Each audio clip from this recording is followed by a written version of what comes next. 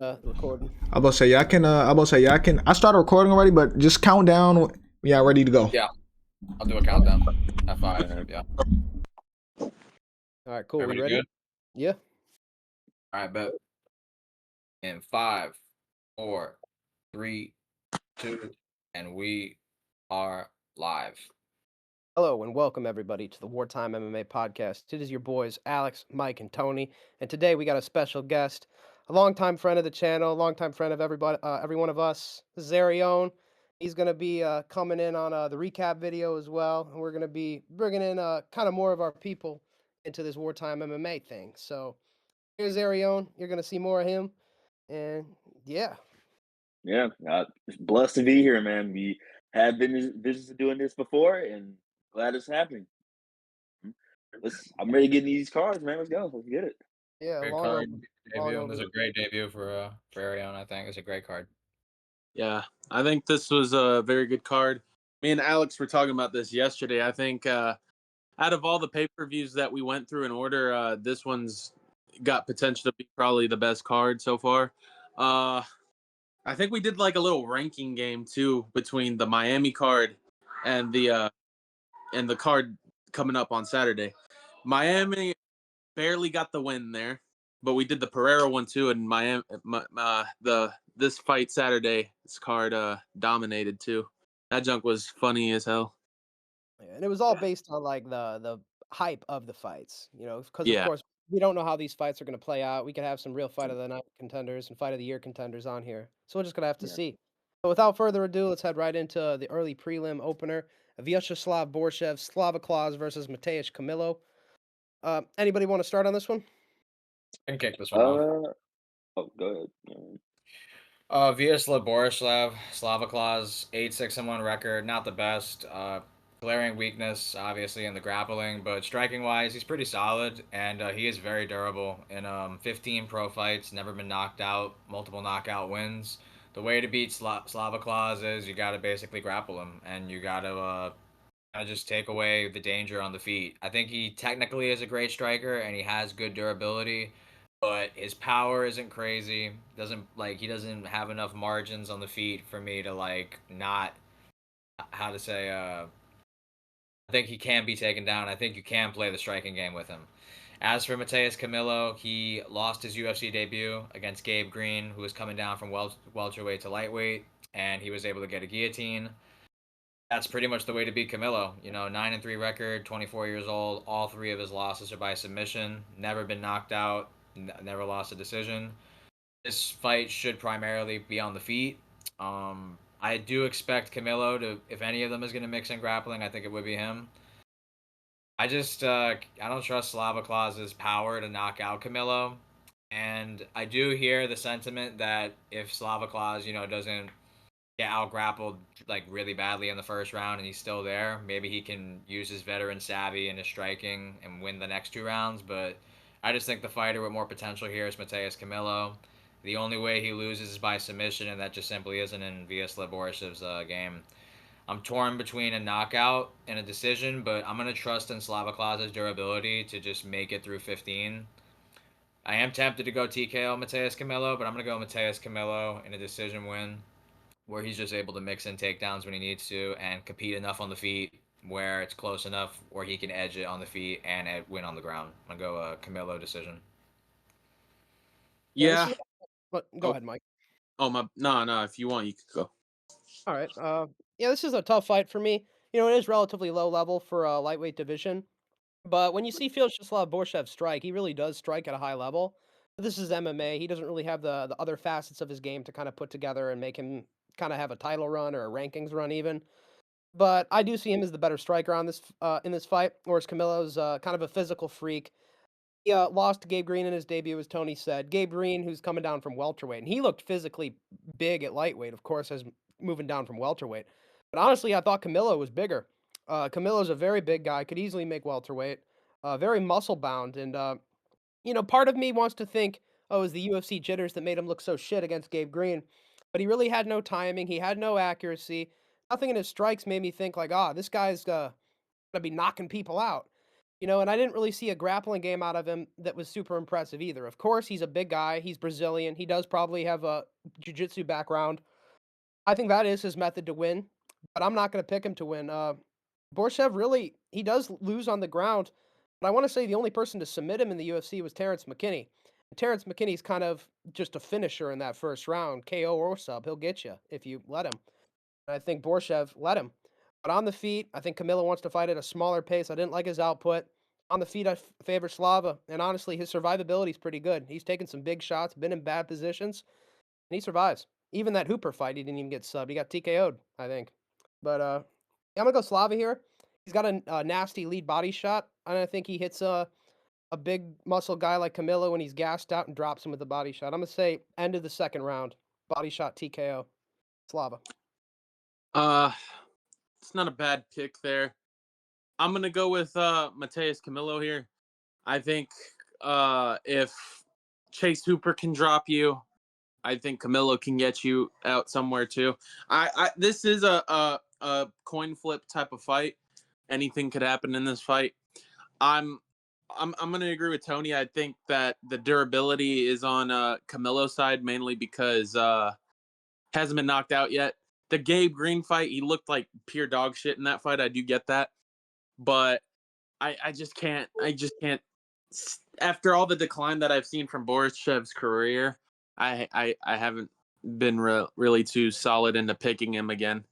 Uh, I could see Camilo shoot a takedown here just because that has been the kryptonite of Borishev, but I think it could be a striking fight, and I do think he could win this, mainly because I have seen Borchev get tagged up a few times. I wasn't too sold on the Lontop performance either.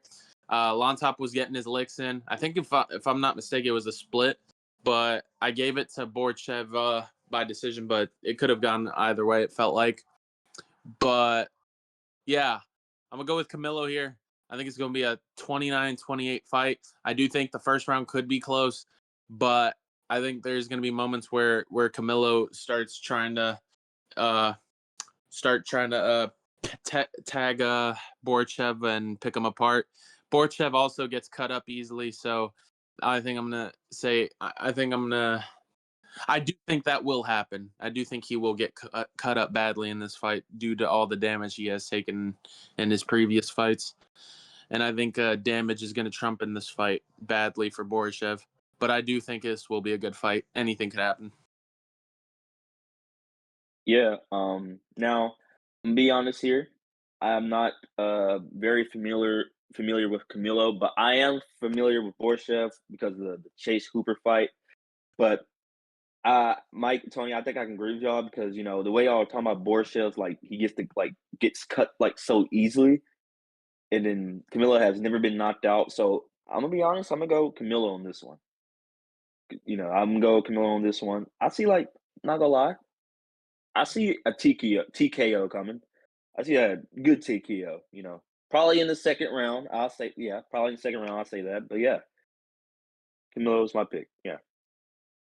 Word, word. Anybody got any other last comments on this fight before we move on? I think we broke it down pretty good. Simply, you had a good breakdown on your Borichev pick. We had a good breakdown on ours. I think we did pretty good on that one. All right. Let's move on to our next fight of the card. Baisangyor Susarkayev, training partner of Hamzat, versus Eric Makaniko, the Khalil Roundtree lookalike. Now, can I say in this one? Now, the Russian fight, I can't. I'm just gonna say the Russian fighter because I can't pronounce his name. But it's one of those fights like when you trying to build a new Russian superstar in UFC because they did it with Hamzat. They kind of did it with Ikram Askarov, but he lost to unfortunately to Robert Whitaker. But it's one of those fights when you like trying to push like a Russian superstar, like that can be unbeatable, unstoppable, and very dominant in a division. So I'm gonna go. How you pronounce it? Susakayev.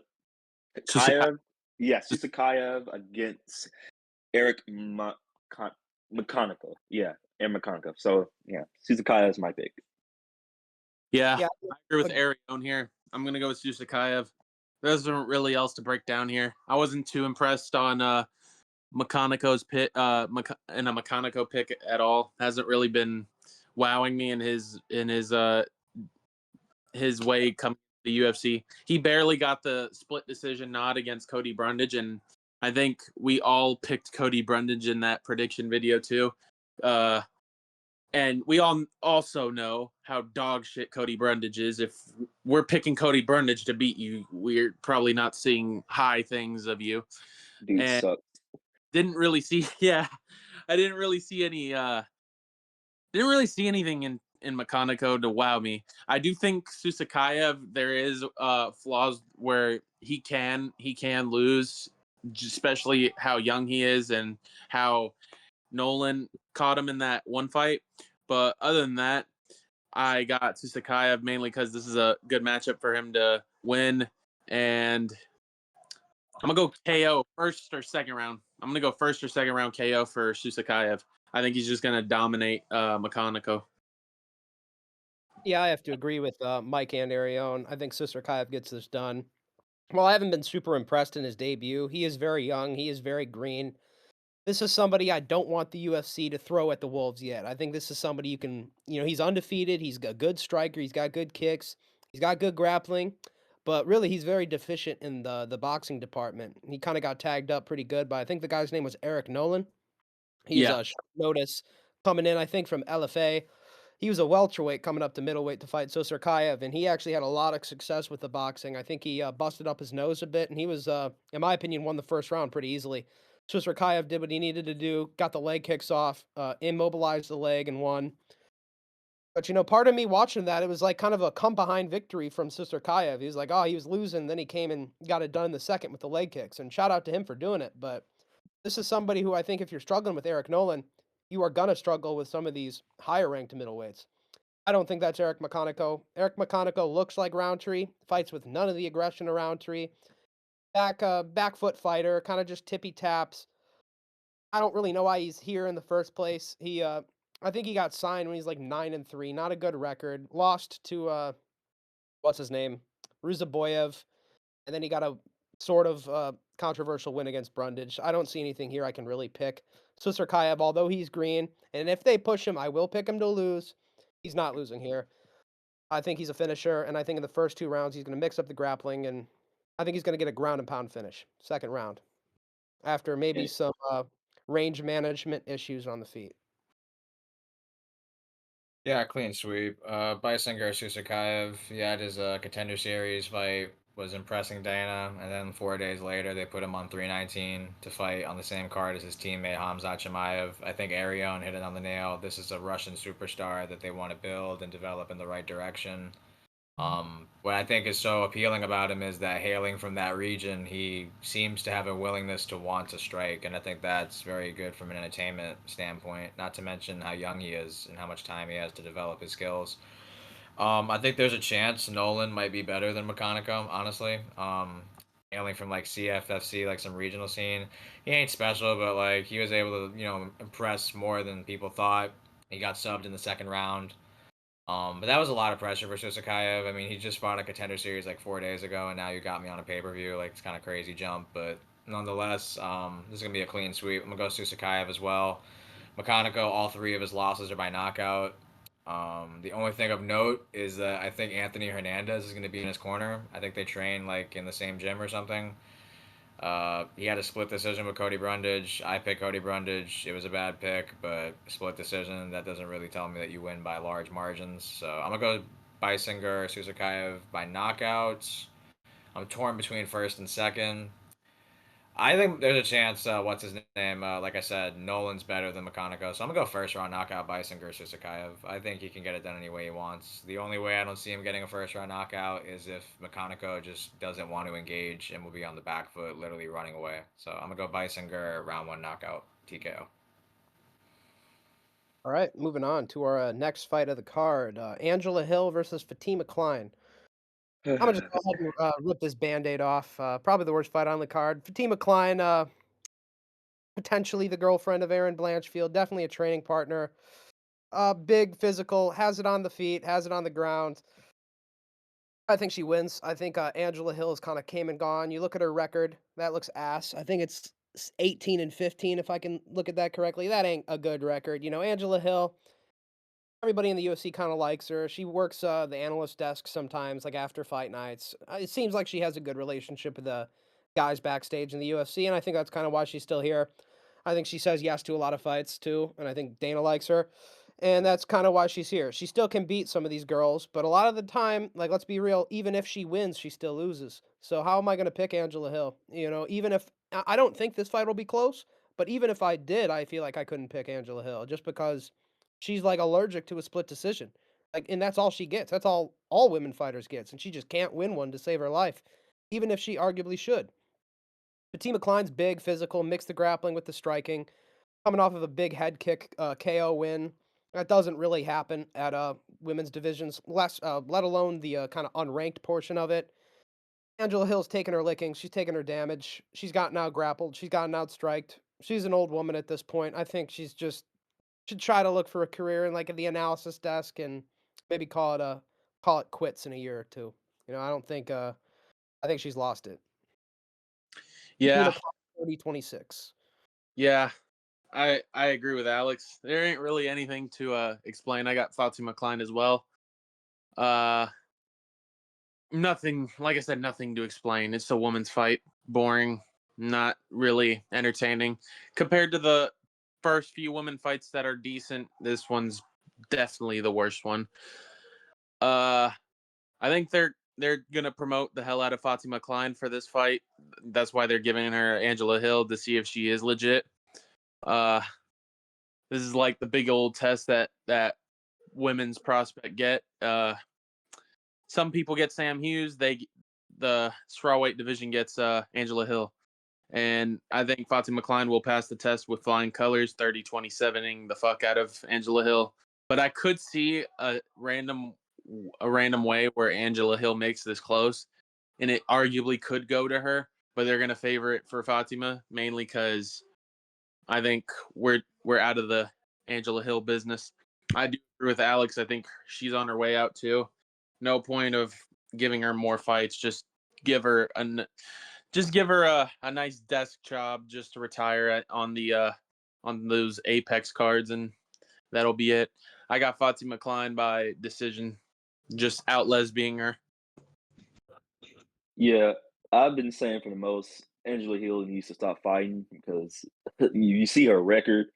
You know that's not a very good record to fight on. So yeah, so I have Fatima Klein. I'm not gonna lie, a split decision because Angela White can somehow miraculously come back in a fight. So, but hey, I have Fatima Klein going split decision. Yeah. Yeah.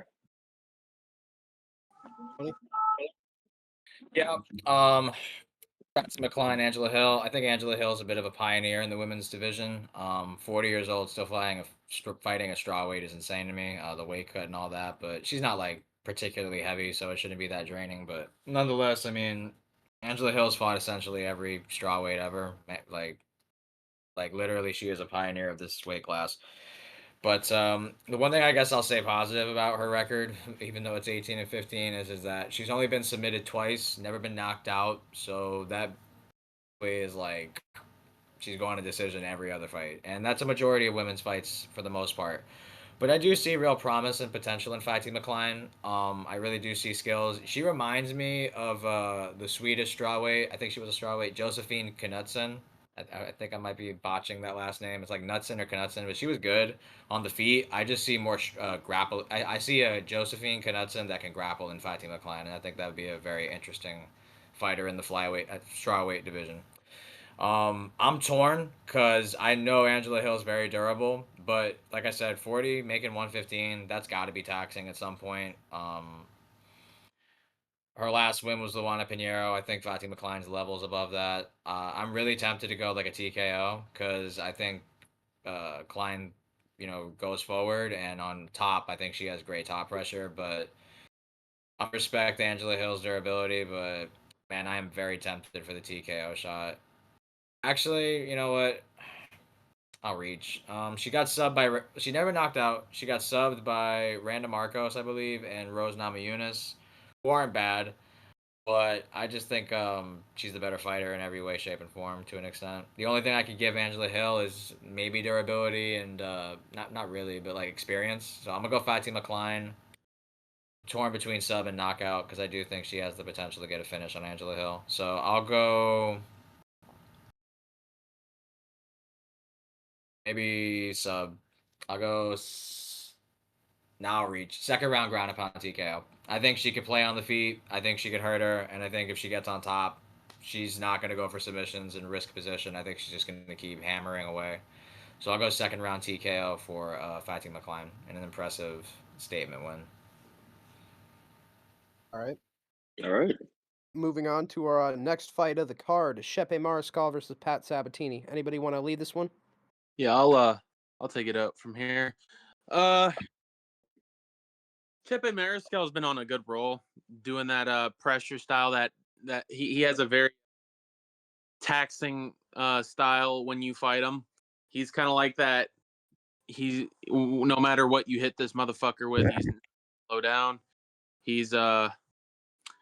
I think he's gonna beat Pat Sabatini.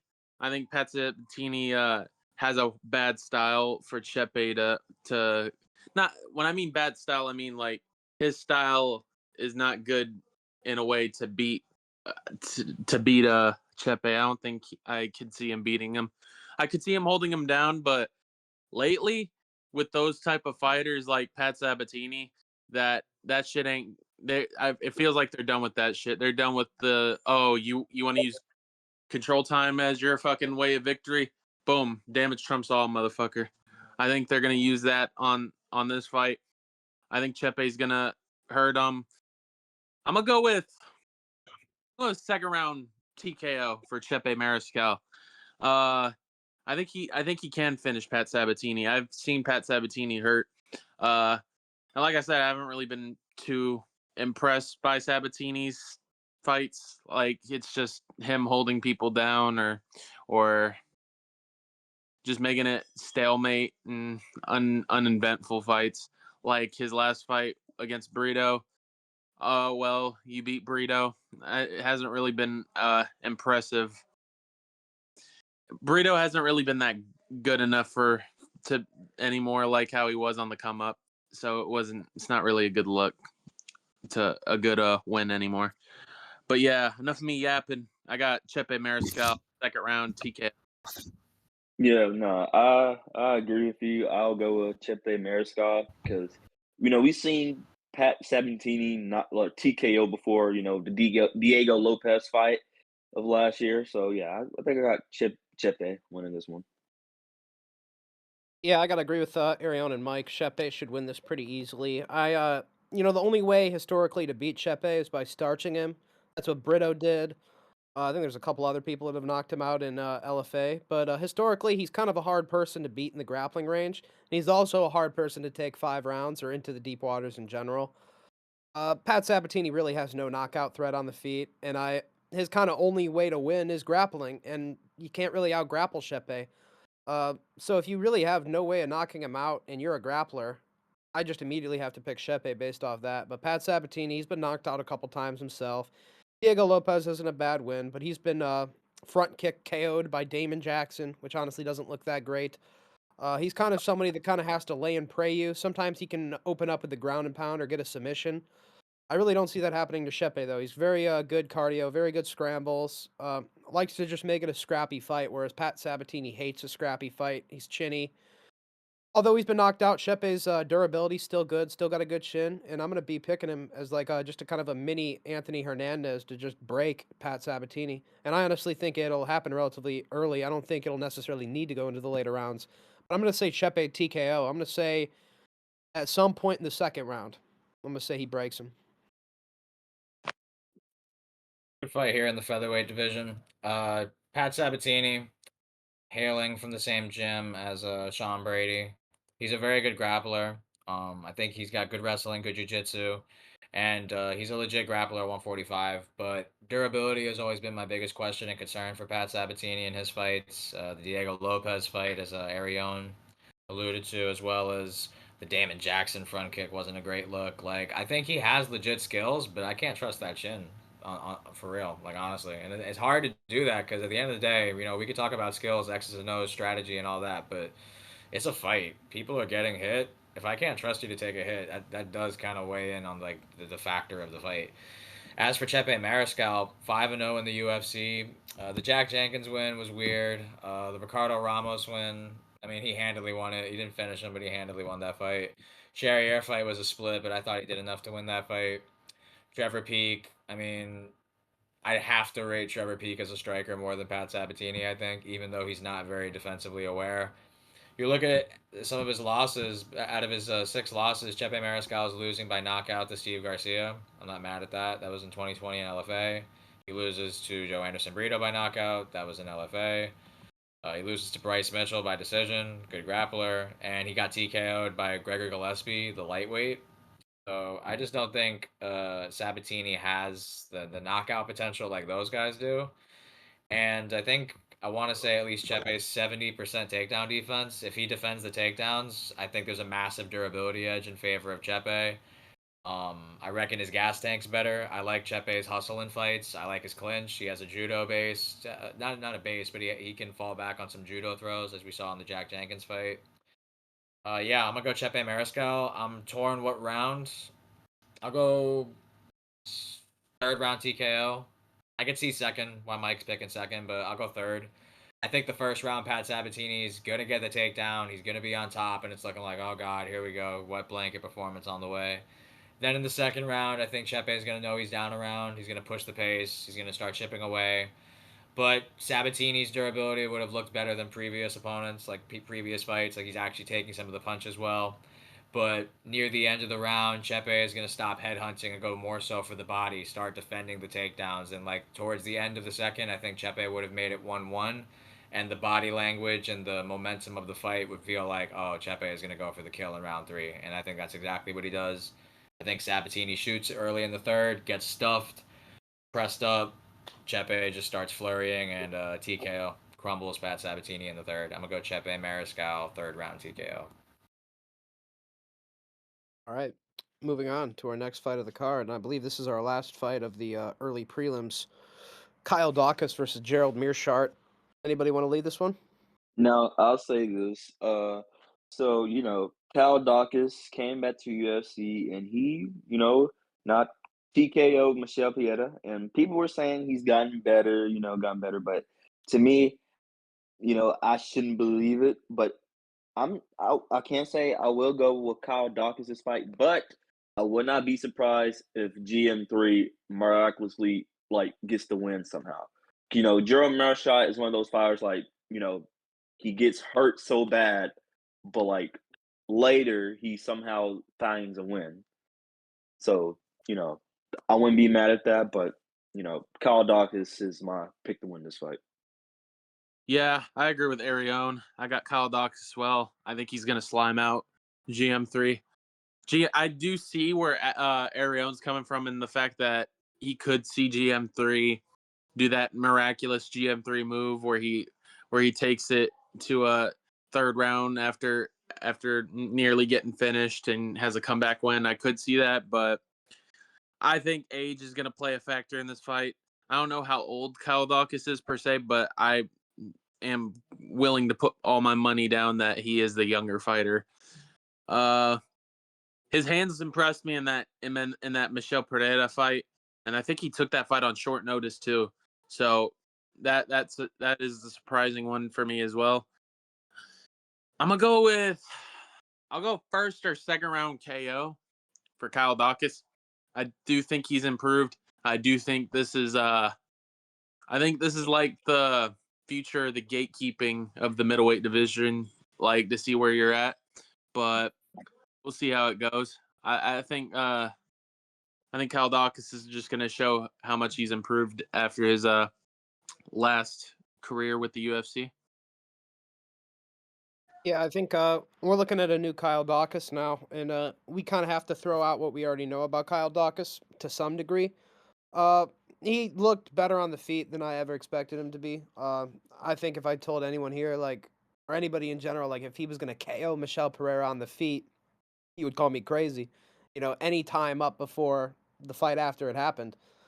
the day after it happened, but it's just, it's getting to the point where, like, Jared Mearshart, he's taking so much damage, he's only getting older, and in a lot of ways, it's kind of a mirror matchup of a younger version of himself with way deadlier hands. Maybe less, jujitsu. He seems, more willing to go on the feet, to be honest, Kyle Dawkins, which is different than his first tenure in the UFC, where he's kinda was a grappler, and he wanted to kinda smudge you up against the fence and get control time. With, no real submissions of himself. He had a couple Darces, and he just called himself the Darce Knight for some reason. But, you know, lately he looks like a striker. He was known as the striker Dawkins brother coming up, whereas Chris Dawkins was known as the grappler. And once they got into the UFC, they switched. But in the second tenure, it seems like he's kind of unlocking that striker that he is well known to be prior to the UFC. And I think he's way deadlier on the feet by far than Gerald Mearshart. You know, I think if he can knock out Michelle Pereira, he can knock out Gerald Mearshart. I don't think Kyle Dawkins is a Bruno Silva type of guy who's just going to walk in there and get fraud checked. He's kind of been shown that. He's been fraud checked before. He's had a close fight with Brendan Allen, and I think his debut in his first UFC stint. But nowadays, I see him as far deadlier on the feet compared to Gerald Mearshart, and I think the jiu-jitsu will be close enough. Neither one of them will be able to submit each other, and on the feet, it'll just be a brutal KO of a younger guy versus an old guy. Let's say first round KO. Great fight in the middleweight division between Gerald Mearshart and Kyle Dawkins. Gerald Mearshart, 37-20 record. Now, most people are going to look at the 20 losses, but what they're not going to realize is that's a guy who's been in 57 pro fights. That's kind of absurd, nearing 60 pro fights. Insane to say. I want to say Gerald Mearshart's top five, if not top three, all time in middleweight submissions. Now, you could say it's because of the amount of fights he's been in the UFC level that he has those records, but nonetheless, it is impressive. And he's faced a lot of top contenders at the middleweight division. He faced RDR. He fought Hamzat Chimaev. You know, he's seen some big names. So nothing's really gonna ever surprise GM3, so to speak. And I could see as to why Arione wouldn't rule out the possibility of GM3 showing himself in the later rounds of the fight as the fight progresses, getting better, where he's veteran savvy and his grappling really becomes a factor. Like we saw in the Edmund Shabazian fight, that's a perfect example. He got hurt. What did he do? He recomposed himself and ended up getting the sub. As for Kyle Dawkins, I actually like Kyle Dawkins. I picked him as an underdog in his UFC return against Michelle Pereira, and it was somewhere Asian, that card. It was like a Macau or something. I don't remember. I want to say maybe Macau, but it was very it was in an Asian area, and the card was very late at night. But yeah, I did pick him in that fight. Admittedly, I thought that Michelle would win the first round, and then Kyle Dawkins would kind of get it going with the grappling, kind of tax the gas tank of Michelle Pereira. But what he did exceeded all my expectations. He knocked his ass out on the feet, and I rate that. You know, granted, I was gonna fade Michelle Pereira regardless after that last fight he had against Abu Magomedov, but Kyle Dawkins really wowed me there. He's a big guy for middleweight, you know, 6'3", 76-inch reach. He is not a small middleweight. He's got an awkward frame, but I kind of look at him like an American DeRitter, low key, like big guy. But I reckon his striking's better. Maybe his grappling isn't as good as RDR's, but he's got 11 pro submissions. That's pretty decent. Um, yeah, like I reckon he could be an American DeRitter. Like his build, his abilities. He's never been sub before. He has 11 subs, so he has good grappling. He only has the two knockout wins, but I do think his striking's getting better, and he's coming into his prime. This is just a tale of two fighters on like different paths. GM3, you know, will he break 60 pro fights? We'll see, but nonetheless, he's nearing the end of his prime, if not the end of his career. Kyle Dawkins has been given a second chance. He's got a below 500 UFC record at 3-4. I think he makes it 4-4 this week, gets the win. Uh, Mikel and Sachik knocked him out in the first. I'll go second round TKO. But low key, I kind of want to be daring. I low key want to say, nah, I'm gonna flip the script. I think he could definitely knock out GM3 in the striking. I think some ego shit is gonna happen. I'm gonna go second round sub Kyle Dawkins, club and sub. I think he's gonna hurt GM3 on the body, and he's gonna want to be like, I sub GM3. I think he's gonna want to have a feather in his cap and a really cool win. I'm gonna go Kyle Dawkins second round submission. Not bad, not bad. He Yeah, wants to get but the GM3 I'll sub. yeah, no, I'll give Dawkins the second round KO out cold. You know, Yeah, I like KO for Dawkins. I'm gonna be real. I think like it's too close in the jiu-jitsu. Yeah. Plus, I think you have to be an RDR level like grappler to sub him. I don't know. I just can't really see. I can't really see RDR Dawkins doing what RDR did and Yeah. out dog GM3. Yeah. You know, he had like a couple of Darce strokes, and he calls himself the Darce Knight. Like I know he probably had a lot in the regionals, but in the UFC he had like one. He's just like, yeah, I'm the Darce Knight. But really, he's a smudge grappler up against the fence, is what I saw from him. So anybody pretty remember definitely. Super that headbutt? unrelated. Super unrelated to the card. My pops just told me that like 6 9s at the casino and put 50K on the Jets to win the night. But going back to the card, Hey, right?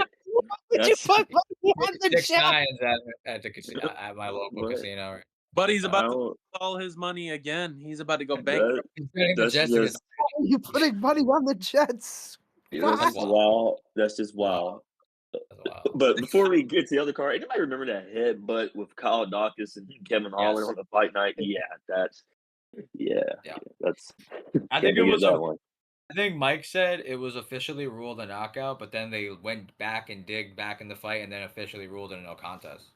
With a No, headbutt, I don't think no one can rule that as a no, knockout. it was originally going to be a rear naked choke finish because Uh, once Kevin Holland got knocked out, Dawkins got his back and choked him out. But they were doing the replay, and Kevin Holland kind of pulled some fucking Cody Brundage shit, being like, "Oh, he headbutted me. We can't It let didn't that." even look that great. It yeah, didn't even look like Kyle like let in with it. It was like just incidental. Yeah, it was one of those accidental headbutts. but that shit, watching that shit live was, eesh. That was rough, yeah. He slapped him with his head. If that was a street fight, he would have knocked him out and subbed him. Anyways, Moving on. uh, Our next fight of the card. Malcolm Wellmaker is now fighting Ethan Ewing after Cody Haddon fell out of the card. Now, I, like most of you, are probably asking yourselves, who the fuck is Ethan Ewing? You know, it's not Patrick Ewing, it's Ethan Ewing. And if you look at the photo of him, you can tell they're not related either. So this guy is somebody we don't know. Um, you know, looking at his record, he is kind of a striker more than anything else. And I think that kind of goes right into what Wellmaker wants to do. You know, this is another guy who's going to be complicit in more or less suicide. Like he's going to go out there and strike with Malcolm Wellmaker as like a bum. You know, this is Chris Moutinho shit. This is Cameron Simon shit. And honestly, I think Cameron Simon and Chris Moutinho might be better than him. You know, he's not beating really anybody on the regionals. He's just beating, you know, like people who probably have like jobs at DoorDash or Uber Eats or something like that. And now you got to fight Malcolm Wellmaker, who had on short notice. Uh, yeah, Malcolm Wellmaker first round, brutal KO. It's gonna be like a left hook or right hook, like that check hook, like he likes to catch people with. Brutal murder. yeah, I agree with Alex. There isn't really anything to break down. One thing I will give Ethan Ewing on his record, it says he's never been knocked out before in his pro career. So I guess that's something that you can add into your the feather to your cap, whatever the fuck the saying is. But um, you can add that in onto as some confidence going in against Malcolm Wellmaker, who's been putting people out cold with that right hook. But I think there's a first for everything, and I think he will get put out cold. I don't think it'll be like a vicious knockout like Malcolm Wellmaker's previous fights. I think it'll be like one of those standing KOs, like where Malcolm Wellmaker probably has like one more shot to put him out, but I think the ref's just gonna have mercy on Ewing and being like, "Yeah, you're out already, buddy." And then Ewing's gonna probably like stumble while the ref is trying to get him to know that the fight is over. But Anyways, enough of me yapping. I think there's not much to break down on for Ethan Ewing. I got first round TKO for Malcolm Wellmaker. Yeah, no, I agree. I agree. And Malcolm Wellmaker is somebody that everyone should keep their eye on, because I think he got hella potential, very, very hella potential. So in this fight, I have Malcolm Wellmaker by I'll go with a first round TKO, standing TKO, because it's one of those fights when you have somebody that's never got knocked out before, but like, you hurt them that bad, like they can't seem to get knocked down, but you can only like TKO them. You know what I'm saying? So yeah, Yeah, it's gonna be a brutal one. yeah. You're muted. Muted, Tony. Tony, come on now. Come on now, Tony. Tony, how long have we been doing this, bud? Come on now. Yeah. I Hey, think they Tony. said it best. There's like nothing really to add on. I mean, Tapology literally added this fight like minutes before we started recording. This is gonna be the third opponent scheduled to face Malcolm Wellmaker on this card. It was originally Sid Air City. He fizzled out. Cody Haddon. He just pulled out today, like hours ago. Now he has to fight Ethan Ewing. I think Alex said it best. This is no relation to Patrick Ewing. This guy fought last Saturday against a 6-4 opponent. Now he comes in on basically a day's notice, essentially. Next week, biggest fight of his career. I think that's just too much to ask. The level of competition at a UFC level is staggeringly in favor of Malcolm Wellmaker. There really is no X's and O's breakdown behind it. Mike said it right though. Ethan Ewing's never been knocked out. He has 7 knockout wins. He's lost by submission and lost by decision before, but there's a first time for everything. I think Malcolm Wellmaker finds the shot. It's square, but I mean, I just buy it. First round knockout, standing like Arione said as well. I don't think extra shots are going to be necessary. Wellmaker's gotten 3 straight rear hook knockouts. The last one he hit was actually like a switch hook. Like he like feinted left and then he hit him with the right. That shit was clean. The power, the speed, the technicality, too much. Levels, easiest pick of the card. Probably the biggest favorite of the card with Bison Gersu Sakaev. Malcolm Wellmaker first round knockout. He's gonna get smoked like easy. Yeah. Yeah, this will be this is like he's got to be the biggest favorite on the card now. Yeah. Oh, it was Sakaev. If he was like 850, he should go north of 1,000. Yeah, for sure. Yeah. Moving on to another women's fight on the card. It'll be entertaining for other reasons. Aaron Blanchfield versus Tracy Cortez. Mike, I will allow you to take it off. You know me, y'all. You know how much I love me some Tracy Cortez. Big Tracy Mania will run wild, but I did some research in this fight.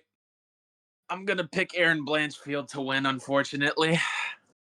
I just haven't really. I could just tell Tracy hasn't really been focused on this, but I swear to fuck, if Tracy Cortez beats her after telling me, you can ask Alex and Tony. I've been very confident in picking Tracy Cortez for a minute, but I've just been watching the embedded. I've been watching everything.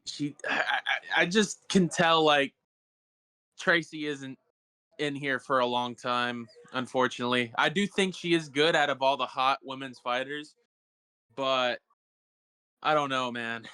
I could see her winning a split decision, though. Like a very close split decision, I could see her winning. I hope she does get it done because other, I won't even get there. I won't even go there. But yeah, I got Aaron Blanchfield winning this. I think she's gonna win by I'll go with decision here. I think it's just gonna I think it's just gonna go down to who's gonna who wants to fight for the title more, and I think it's gonna be Blanchfield, unfortunately. But I hope Tracy gets it done. I wouldn't be surprised if she didn't. It's very rare that women's fights go 1-1, but unfortunately, I think this will be one of those moments. Yeah, no. I'm gonna say this to me. I think Aaron Blanchfield is the improved fighter. Like how do I say improved? The better fighter than Tracy Cortez because we've seen Aaron Blanchfield before. Minus the decision, she is a problem of the division. She is. She submitted Jessica Andrade, beat Paula Santos, who will like, so it's one of those fights, where, you have the better fighter just going in there, just dominating.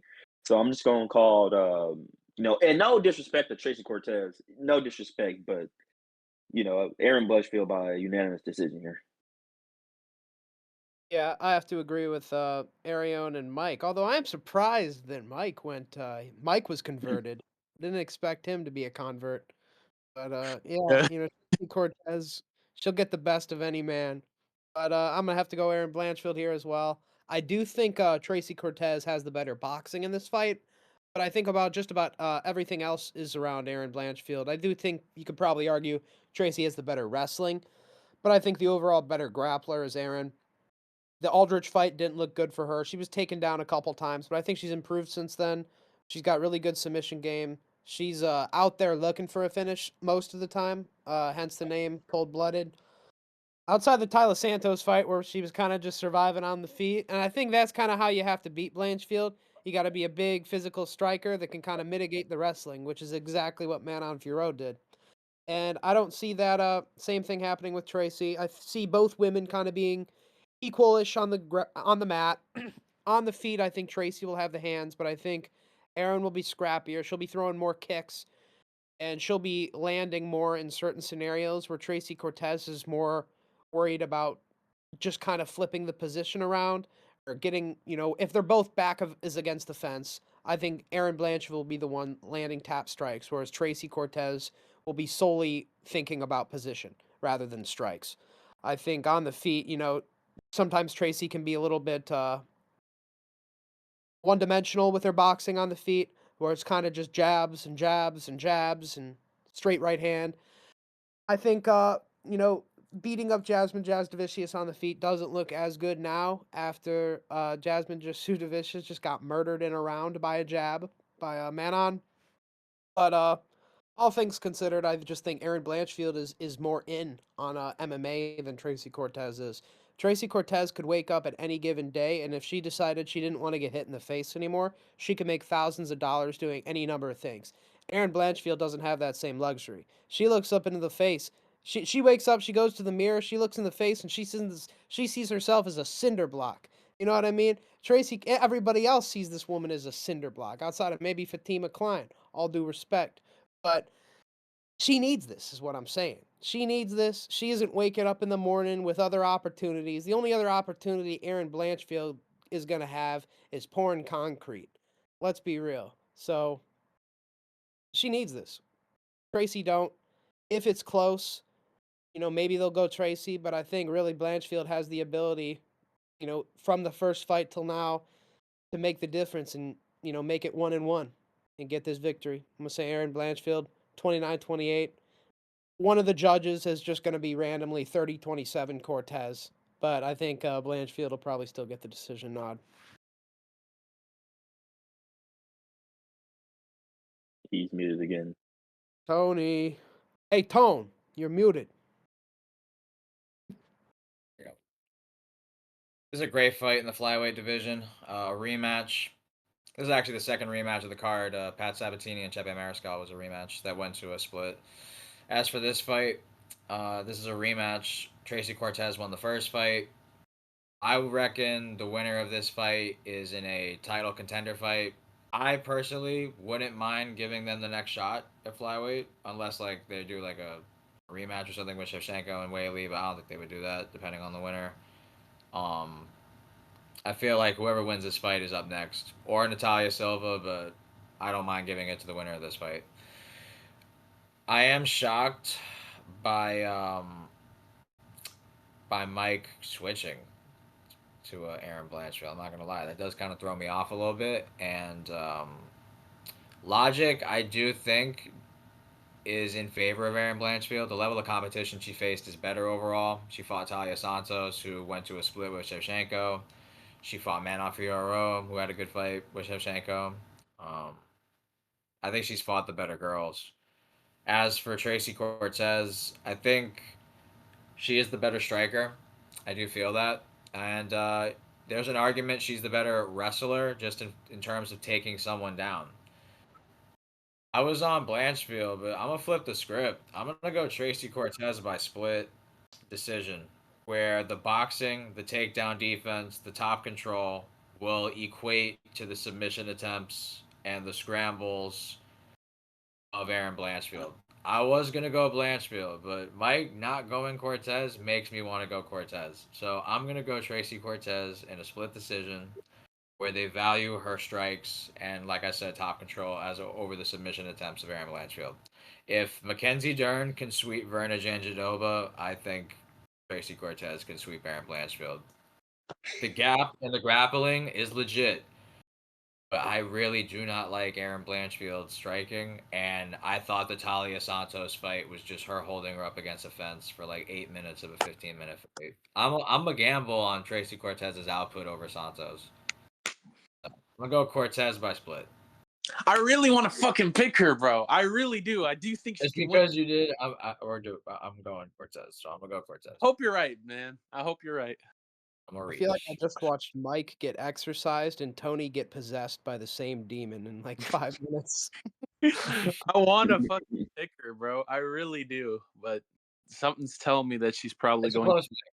I think it's a close fight. And if for me, like Blanchfield's like minus 225. If she don't get a sub, I think it's a close fight. And if it's a close fight, who does the UFC want to win? They want Tracy. They've Right. been they've This been is showing her takes on sports recently. Like they've been showing the Steph Curry shit all uh, all all over Sports Center. Aisha, They've just been showing a lot of things. She is a lot. She is very promotable. I do like Tracy. I don't know. I like her. She's a good fighter and she's very talented. We'll go with that. we're talking about Aisha Curry right now, right? Talented. No, we're talking about Tracy Cortez. The Aisha should. Aisha She better be don't need careful it. though. Aisha better be careful. If I was Steph, I'd beat her. moving on. Moving on to this next fight on the prelims. This is a banger in at 185 in the middleweight division. You have Roman Kopylov 14-4 going against Gregory Hobocop Rodriguez 17-6. Really good fight.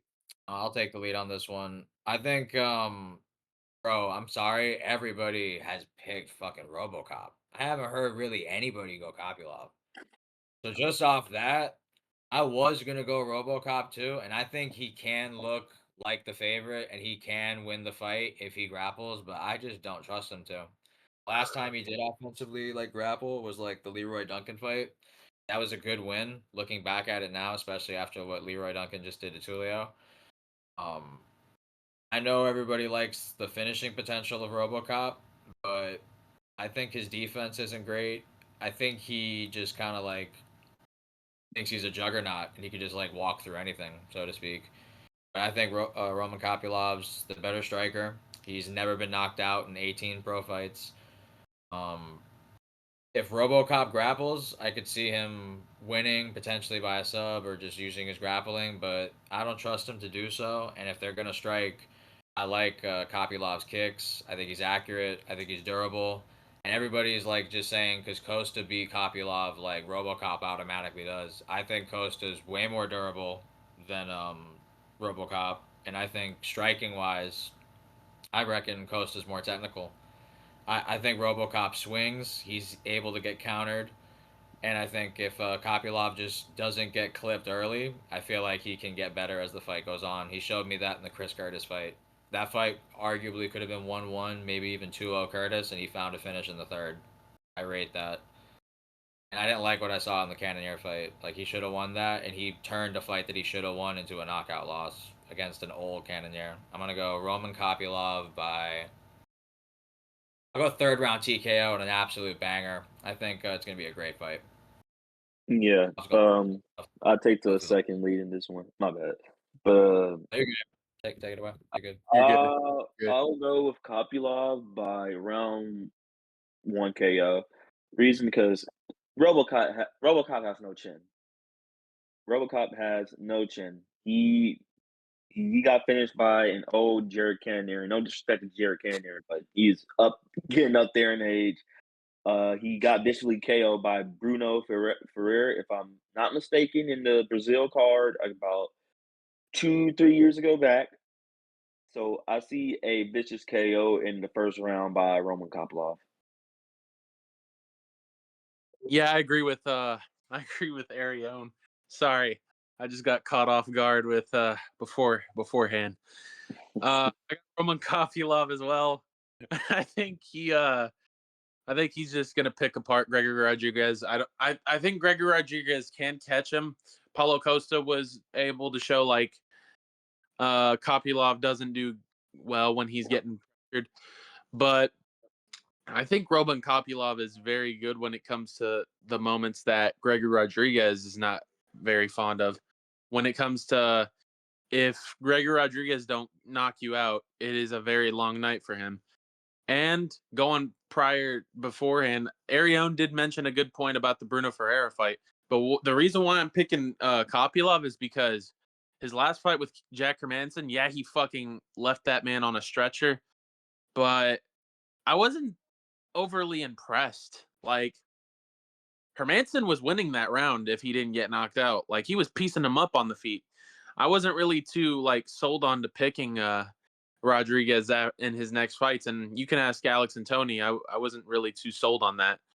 I think he would. I think he would lose to still a very good striker like Roman Kopylov. He ain't no slouch. Um, I could see him getting knocked out, but I'm gonna still pick Roman Kopylov. I'm gonna go with I'll go second or third round. I'm gonna go third round. I'm gonna be bold here. I could see this going to a decision, but I got third round TKO here. I think he can finish RoboCop. I think it's gonna be an improved Kopylov. This is a tough fight to call for me. I see both ways where people are winning, but I'm gonna have to go RoboCop here. I'm gonna go Gregory Rodriguez. I think Kopylov has to be on the front foot in order to win this fight. And Kopylov is kind of one of those kickboxers. Although they don't fight similarly, similar to Alex Pereira, how he needs to be on the front foot in order to really unlock his true self. That's when you can get the finishes from Kopylov. He's not a back foot tippy tap kickboxer like an Adesanya is. He needs to be on the front foot. He needs to have that pace going. RoboCop does as well, and he likes to fight on the front foot as well. Whereas RoboCop, I feel like, could also do better off the back foot, whereas Kopylov is kind of shuts down, I feel like, off the back foot. And we saw that in the Paulo Costa fight. Paulo Costa, who's a very big physical guy, was able to kind of push him into a corner and get him to respect him, and he was able to outstrike him. Now, I don't think RoboCop has the same tool bag with the kicks and all that stuff as Paulo Costa, but he is bigger, and I think Kopylov does have problems with guys that are more physical than he is. Kopylov's kind of skinny, kind of smaller for the weight class. He's there to put on output and kind of land strikes that are really fast in combination. RoboCop's all about that one hitter quitter power and sometimes the grappling. You know, if this was a fight that only took place on the feet, I would pick Roman Kopylov, and I do think there's a good chance of Roman Kopylov to sleep him in the first round. Roman Kopylov really only gets his KOs with stuff like head kicks. And in order to really get his like punches, TKOs with punches, he usually works people down significantly, like with body kicks, where he has Punahele Soriano like a shell of himself with multiple broken ribs, and then he's able to just kind of punch TKO him. Or Josh Fremd that also takes like several body kicks and his like whole rib cage is red, and then gets finished by punches. I think while the striking advantage is definitely on the side of Kopylov, I think the size is gonna make it hard for Kopylov to really start the way he wants to. And the visuals of this fight, Kopylov likes to wear damage. You know, a couple punches, he's gonna start turning red, he's gonna start bleeding. He's one of those kind of white guys who are like the pastiest and like palest you can find. Like the smallest blemish will turn their skin pink. And unfortunately, that's a downgrade for Kopylov. Whereas I think, there has been a history in RoboCop's fights. He doesn't really grapple very often unless he's facing a big kicker, like a Christian Leroy Duncan or a Armin Petrosian. And I think Kopylov fits that bill as well. He's going to be able to implement grappling, whereas in other fights he wouldn't think about it. And I think that's going to save him from a potential KO. For being a big guy, I think his cardio is relatively decent over 3 rounds. Cannonier hits hard, he's technical, and I think he can box better than Kopylov can. I'm gonna go RoboCop here. I'm gonna say I'm gonna say he gets the back. I don't like Kopulov's submission defense. Up until recently in his career, he was kind of a bum, losing to Karl Roberson, getting absolutely like bloodied by Albert Duraev. Like he was covered in blood head to toe against Albert Duraev. Uh, I don't like that. He had a whole career as a bum before he got here. That doesn't mean anything. So did Steve Garcia, but I'm gonna say Rodriguez, second round, rear naked choke. I like that. I like that. Yeah, you guys almost had me because I was thinking of was like, you know what? Bruno Ferreira did catch him in the first round and KO him. But I'm like, yeah, Kopylov is good. He could do that. But I'm gonna say RoboCop's like physicality just kind of doesn't want to make him engage as much as he normally would. But it's close. This is like a 50-50 fight. This is probably my fight of the prelims. Yeah, agreed. I do think it'll be fun. We ready to move on to the prelim headliner? Yeah. We got Bo the Quitter Nickel versus Adolfo Vieira. If I had like how you could put like the sounds in Discord? If I had like a whistle blowing, I would have put that in for like his nickname because it's like timeout. That's all Bo Nickel wants mid fight. He just wants a timeout, man. After he starts getting beat up, he's like, "Oh, timeout, ref. He's hurting me." I need a whistle, not a horn. But yeah, I need Bo Nickel to kind of show up and be a better version of himself than he was in Rainer de Ritter. Rainer de Ritter is a lot better than Rodolfo Vieira is. He's much bigger. But the way Bo Nickel's kind of been talking and acting, he's still talking about Hamzat, and I haven't really seen a lot of his training or anything like that. That de Ritter fight wasn't too long ago. I was kind of thinking or hoping he'd take like a year off. I don't really know how much he's improved. I hope he has. I'm rooting for him here, but I'm gonna be honest. I'm picking Rodolfo Vieira. I think on the feet, I'm actually picking Rodolfo Vieira, and on the ground, I'm picking Rodolfo Vieira. On the feet, these guys kind of fight at the same like one shot pace. They'll throw one punch, then they'll back up, then they'll wait for their opponent, and then they'll throw another one shot. Very boring type of striking style. But in that sort of striking style, I'm gonna favor the jabs and the straight punches of Rodolfo Vieira versus these retarded overhands of Bo Nickel, where he's like landing with the wrist. They might be nice if they land, but I don't think they will. They're very telegraphs, whereas these jabs really aren't. And I'm not telling you fucking Rodolfo Vieira's MVP or anything, but he knows how to throw a jab and he can throw it at the right time. Bo Nickel really doesn't throw jabs, really. He throws that overhand or a big hook and runs forward. Maybe a body kick. And that Paul Craig fight, Paul Craig really was able to make it a close striking fight with a body kick and nothing else. There was nothing else Paul Craig really threw. And for some reason, Bo Nickel didn't want to engage Paul Craig on the feet. I I don't know. I think that partially was just that he didn't want to get too close and get into a grappling situation where he could be proven that he's less than what he is. And I think that's what ended up happening in the de Ritter fight. I don't think it was necessarily the pain, although I do think that factored into it. I just think that Nickel really isn't a fighter. He cares about his record too much. He cares about his illustrious NCAA wrestling trophies way too much. He thinks of himself way too highly. And now that he's in here and kind of like he's scrapping it out with these guys who are, not undefeated. Rainer de Ritter's lost a couple times. Rodolfo Vieira's lost in the UFC. And these guys, I think, are going to be able to still put stuff on him. I think he's in the cage every time he gets hit in the stomach, in the face. He's thinking of like, oh, my record shouldn't allow this to happen, and it shuts and he shuts down. He thinks of himself as like this Hamzat level guy, and anytime like he's starts not doing well, it like hurts his confidence in cage, and I feel like it kind of locks him up into being kind of a bitch made Bo Nickel. Whereas I think if Bo Nickel is fighting at his best with a clear head, we can kind of see the one that fought Woodburn. But on the ground, I honestly don't see Rodolfo Vieira getting out grappled that heavily by Bo Nickel. I know he's got this wrestling pedigree. When's the last time an American wrestler held somebody down, let alone another grappler? Not really happening. Those are usually Dagestani guys, Georgians. But I don't see Bo Nickel with like this dominant positioning control. Throughout all his whole career, it's kind of been submissions pretty quick. Against Jamie Pickett, he holds him down, gets a submission. His Contender Series fights, he just goes right to the submission. We never really see Bo Nickel hold somebody down. We never have, at least in the UFC. He's used to the American wrestling style of scramble this, let me get the pinfall for a couple seconds, let me get their shoulders down. That's not what we're doing here. We're trying to hold people on their back for 5 minutes. That's not what Bo Nickel has trained his whole life for. It's just not. And they're lying to you by telling you that. They want to get the back of your shoulders on for 3 seconds, not 5 minutes. And I think Adolfo Vieira, he's long form jujitsu, 10-minute matches where there's no separations, no matter what happens. And I know we have this idea of Adolfo Vieira as a gasser. And against Anthony Hernandez, he gassed bad in a big underdog performance where we really didn't know who Anthony Hernandez was yet. But to be fair, it felt like Adolfo Vieira learned from that. I kind of felt like he shot like a Marab level of takedowns against Chris Curtis. He got them all stuffed, but he shot like I feel like 30. And ever since I've never really seen him suck wind that bad. I could see this being a slow, boring, paced fight on the feet until we get to the ground.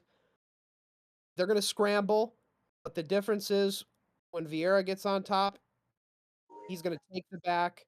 O'Nickel's gonna shut down. He's gonna start thinking about his wrestling trophies and why he shouldn't be in this situation, even though he is. And he's gonna shut down. Third round, rear naked choke. Adolfo Vieira. Yeah, so I'm gonna go with Bo Nickel by round two submission. To me, I really think he learned a lesson with the RDR fight. Because RDR was like putting him up with the knees and the body, and Rodolfo's not RDR level, so I'm saying round two submission, Bo Nickel. Yeah, I agree with Arione. I got Bo Nickel as well. I kind of get where Alex is coming from with the Adolfo Vieira pick, but I've just seen this motherfucker gas out way too many. He did gas out against Chris Curtis. It's just Chris Curtis didn't really like go for it like how Hernandez. I feel like I don't know. I have seen him gas out quite quite quite a lot, but I could be wrong. Bo Nickel could get frauded out again, but I think this is going to be another fight where Bo Nickel just shows that he is levels above certain people. Certain, I'll say certain. Uh, my main fear is if he does the same shit that he did in the fucking Paul Craig fight, where he gets like nervous to grapple with a jiu-jitsu guy and then just ends up striking. I do think that could lead to his demise, mainly because I think Adolfo Vieira is a better. I'll say he's a better striker than Paul Craig. Why not? I'll go with that level of sentiment. But I got Bo Nickel here. I think he's gonna get it done by ground and pound TKO in the second. I think Adolfo's gonna try to shoot. Bo's just gonna sprawl and brawl, and he's Adolfo's gonna have 1% on his lifeline, and Bo Nickel's just gonna repeatedly ground and pound TKO him while he's covering up. The return of Bo Nickel. It's not really a great look when you quote unquote look like you quit to a guy who just quit in RDR and the Brendan Allen fight. He literally quit on the stool. So, not a great look there. And a lot of questions have been circulating around what is Bo Nickel's like level of dedication to the game? Is he really in this for real? Like, there's actual questions, and people really feel like he is a quitter. I picked RDR in that fight. Alex did as well on the Iowa card when we broke that down. We took the dog shot there. I felt like that was warranted. I thought there was a significant size discrepancy in favor of RDR. He was a fucking former light heavyweight at one point, and at that time in his career before the Brendan Allen loss, the only person he had lost to was Anatoly Malkin, who was a former triple champ in ONE FC. That guy is a walking pharmacy. He's got every steroid. Like, he's like your typical like Russian stereotype. Like, for heavyweight, middleweight. He's a freak. And he had great takedown defense as well as knockout power. He's just a horrible style matchup. Adolfo Vieira, 36. I think he's like 13-3, something like that.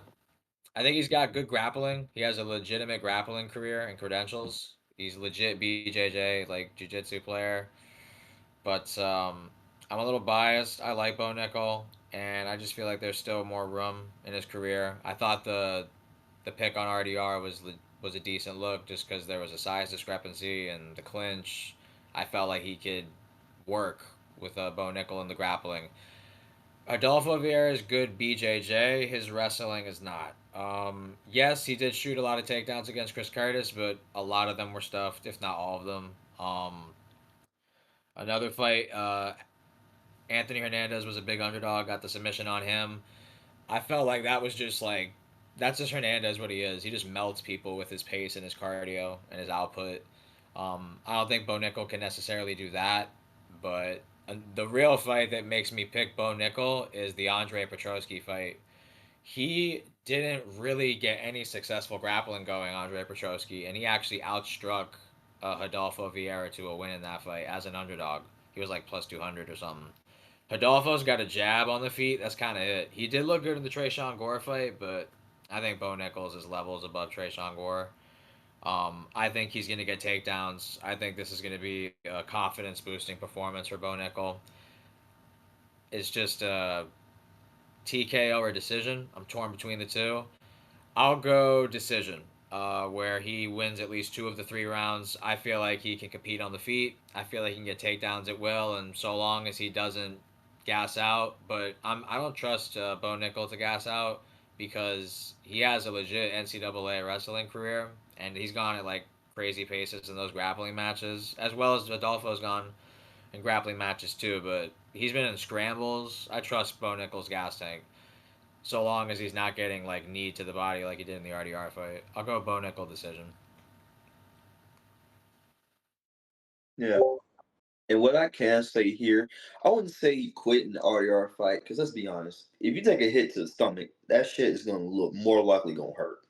You can't actually fake that. A hit to the stomach, you can't fake that. That shit will hurt. So I'm He's got saying, great knees. yeah, RDR nasty knee. Yeah, I agree with that 100%. Yeah, I yeah, agree. That's a Yeah, great fight. Robert Whittaker was whiffing in those too. Like he was slowing down because of those knees. I do agree with that. I do think toughness plays a factor, though. I don't think Bo Nickel is quite as tough as like a Robert Whittaker or some of these other long fighters. For That's fair sure. to, but I For just sure. I just don't like that Andre Petrovsky loss in Hadolfo's rest. I think Bo can knock him out. I'm gonna go decision, but I think he can knock out Hidalgo. Even though Hidalgo has never been knocked out and he only has like one knockout, I feel like he can knock him out with ground and I'm an pound. I don't undefeated mind Bo like Nickel predictor. I am undefeated predicting Bo I am Nickel as fight. well. I am as well. So somebody's always got to go, Tony. I might not get the method right, but yeah, decision or TKO. I don't think Vidalfo's winning this. Watch the Petrosky fight. Watch that fight, and Petrosky didn't even grapple for real. He I don't outstruck really him. want to watch that shit. That's just gonna be boring as fuck. If I had to watch it, but And I'm gonna trust Bo Nichols' gas tank all day over Petrosky's. He won I, that. That's great. I'm gonna be honest though. When was that? No, that wasn't that long ago. That was Honestly, I 2025. think Andre Petrosky got better striking than Bo Nickel. He'll throw a leg kick. He'll throw a punch that doesn't look like shit. Outside of the Val I think Woodburn fight, Petrosky does to I'm the Val Woodburn what Bo Nickel did. I don't see that. He don't Val Woodburn him like that. I think Bo that's Nickel the has only fight. to That's the Val only. Woodburn. But I think it's mental. I think Bo Nickel isn't gonna be the guy against Woodburn because I think he's gonna get hit by a jab, and he's gonna be like, "Oh, my NCAA trophies! I should be I would winning dead this ass fight." put Bo Nickel to TKO Andre Petrosky. Would you not do that, Mike? to TK, I Honestly, don't mind that take. Petrosky's been knocked out by his own hip, so I Yeah, honestly tell me Bo don't Nickel mind. don't smash him after a takedown type shit. Like for give me real. Come on. Andre Petrosky. You know what's And crazy? Petrosky beats You know I don't like that. You know what's crazy? If RDR, if Bo Nickel would have beaten RDR, we probably would have seen Nickel versus Whitaker in the Abu Dhabi main event instead. I feel Yeah, like, yeah, that would have been a big jump for sure. I would have That picked. would. I ain't gonna lie. I Yeah. don't know why. I just see Bo Nickel is so ass. He's gonna have to like unring that bell for me. Like yeah. until he does that, I'm picking against I him. think it is fair to say RDR wouldn't have quit, then I think that wouldn't have he wouldn't look as ass. If I, RDR didn't just quit. I do get where Alex is saying. The Paul Craig fight makes me a little iffy. That's the only fight that makes me iffy about. I'm not really too mad about the RDR one, although RDR got fucking cooked by fucking what's his name, Brendan Allen. I do get where Alex is coming from in that one, but I just can't trust Adolfo Vieira either. Like I've seen him gas out and around, and I saw his debut before too. Everybody was hyping him up because he was in that. He debuted in that Israel Adesanya and Romero fight, and everybody was saying he looked like a mix. He had a built structure like Yoel, but looked like Paulo Costa, and everybody was like kind of glazing his grappling factor and all that. But I just don't gas tank. I think it'll fuck him up in this fight. But we haven't seen Bose. I do get that. I don't think Vieira is good. I don't, but I think the people he loses to are at least fighters. Nickel is not a fighter. That's my whole take. Nickel is a bitch. No, this is another thing I forgot to add this. If he loses, he's gonna retire. Fucking write that down in the history books. If he does He, lose, he may is not. on the prelims. He is on the prelims. He did say once upon a time if he was on the prelims, he would retire. And if he does lose, I could see him throwing a bitch fit, being like, the UFC didn't do anything for me. I'm going to retire. They put me on the prelims. I do kind of get where you're going with that. I could see it too. If he does lose, he will retire. But I don't know, man. I'm not fully confident in Vieira. If you told me like any other fighter, like a Gregory Rodriguez, I could see your standpoint on picking him, but I don't know. Yeah, update my pick. I'm going Mike. I'm gonna go second round TKO. Update that. Like no I gotta decision. go But second round sub on with Bo. It's gonna That's don't be not a mind a bad. that. I iffy could see a pick, club but stuff. I could see it. I think I Bo like is Monaco in the spot. so good. I like I want him to win, but I also want him to lose. Like I want to be confirmed right, but at the same time, like the UFC's put so much into him, it would suck for him to just not like turn out. If he got frauded out by Adolfo Vieira, that shit would be hilarious. I would probably not stop laughing if that shit happened, but Yeah. I think he is gonna beat Adolfo Vieira. Put your house on Adolfo Vieira. All right, and with that advice, we're gonna All right. head to the main card. We have Beneil Here we go. I've been waiting. I've been waiting to do the versus main card. For Benoit Saint Denis, main card opener. Arion, you're the guest. Why don't you kick this fight off? okay, I will say this right now. Benoit by first round KO. I'm gonna tell you why. Because Benil does not have a chin. We saw that with the Oliveira fight. Saw what the Surican fight. First of all, it was crazy to me. He fought in June with the Oliveira fight. Came back in December with the Sarukian fight and lost both back to back. Had back to back losses with KO. That's not a good, very good look. I mean, he did came back, beat Moicano by decision, but you have Saint Denis that came back, have 2 wins now. He beat I forgot the first opponent he beat in Canada. I forgot his name. Then he beat Marcio Rufi. So Luck. yeah, We fought. yeah. Even though he got to kind of like stumble in the fight against the Canadian fighter. I'm sorry, I don't know his name. I forgot his name, but uh, I have Benoit Saint by KO. But I would not be surprised if he gets taken down and gets like dominated on the ground by Benil, because we saw that with him and Moicano. Moicano took him BSD down in France, in his home country, embarrassed him and just dominate him on the ground. So I wouldn't be surprised if that happens, but I'm leading BSD by KO. I'm gonna agree with I agree with Arion. I'm going with BSD as well. I'm not like the biggest Benoit Saint Denis fan, to be honest with you. I feel like no matter what he does, like I like fighters that actually go for fights and stuff. Like Benoit, he kind of like I feel like he only goes for certain levels of fights. Uh, I think he will kill Benil Dariush. I will. I'll agree with Ariane here. I think he will kill him in the first round, mainly because we have seen Beneil get killed before, similar fashion as well. Uh, Cuts a fuck ton of weight as well. Like I remember, it's not that long ago where I saw Beneil Dariush look so skinny to the point his wedding ring looked bigger than him. That's something that needs to be talked about. Uh, but yeah, I think I've yet far too long about this. I'm gonna go with Benoit first round. Uh, it would be funny to see him lose again, mainly because he just makes up a fuck ton of excuses, fires his coaches, and then we'll talk about how when he wins, he'll talk about nobody wanted to fight him, yet he turned down every single fight known to man. But, this ain't going to be a hate speech over random hate over BSD. I'm just going to pick him to win here. And let me Okay. just say this. What kind of urged me is that he fought Dustin fought Dustin really early. But at the same time, Dustin was a gatekeeper around that time. He had to fight somebody low in the rankings. But what urged me that, after you won like your fights, you on a hot streak. If I were you, I go for Gamrot. But no, kind of derailed it when you faced Dustin Poirier, and Dustin Poirier was no joke, and you got KO too. That's what kind of urged me for Benoit Saint Denis. But yeah, nah, I'm still going with him with KO to Dariush. Yeah, I have to agree with Arion. I'm gonna go with Beneil Dariush here. I think you're picking Benoit. I said my bad. I said Benoit. Well, Benoit. you're good. Yeah, Yeah, I'm yeah. picking Beneil Dariush here. I think Beneil Dariush has gotten a bad rap for a long time because of his gray hair and the losses that he gets in brutal fashion.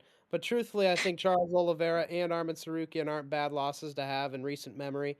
He's lost to other people as well, like a Prime Edson and Alex Hernandez when he debuted. But in recent memory, it's only been Oliveira and Armin Sarukian, who are like number one and number two in the lightweight division. I don't look at that as bad.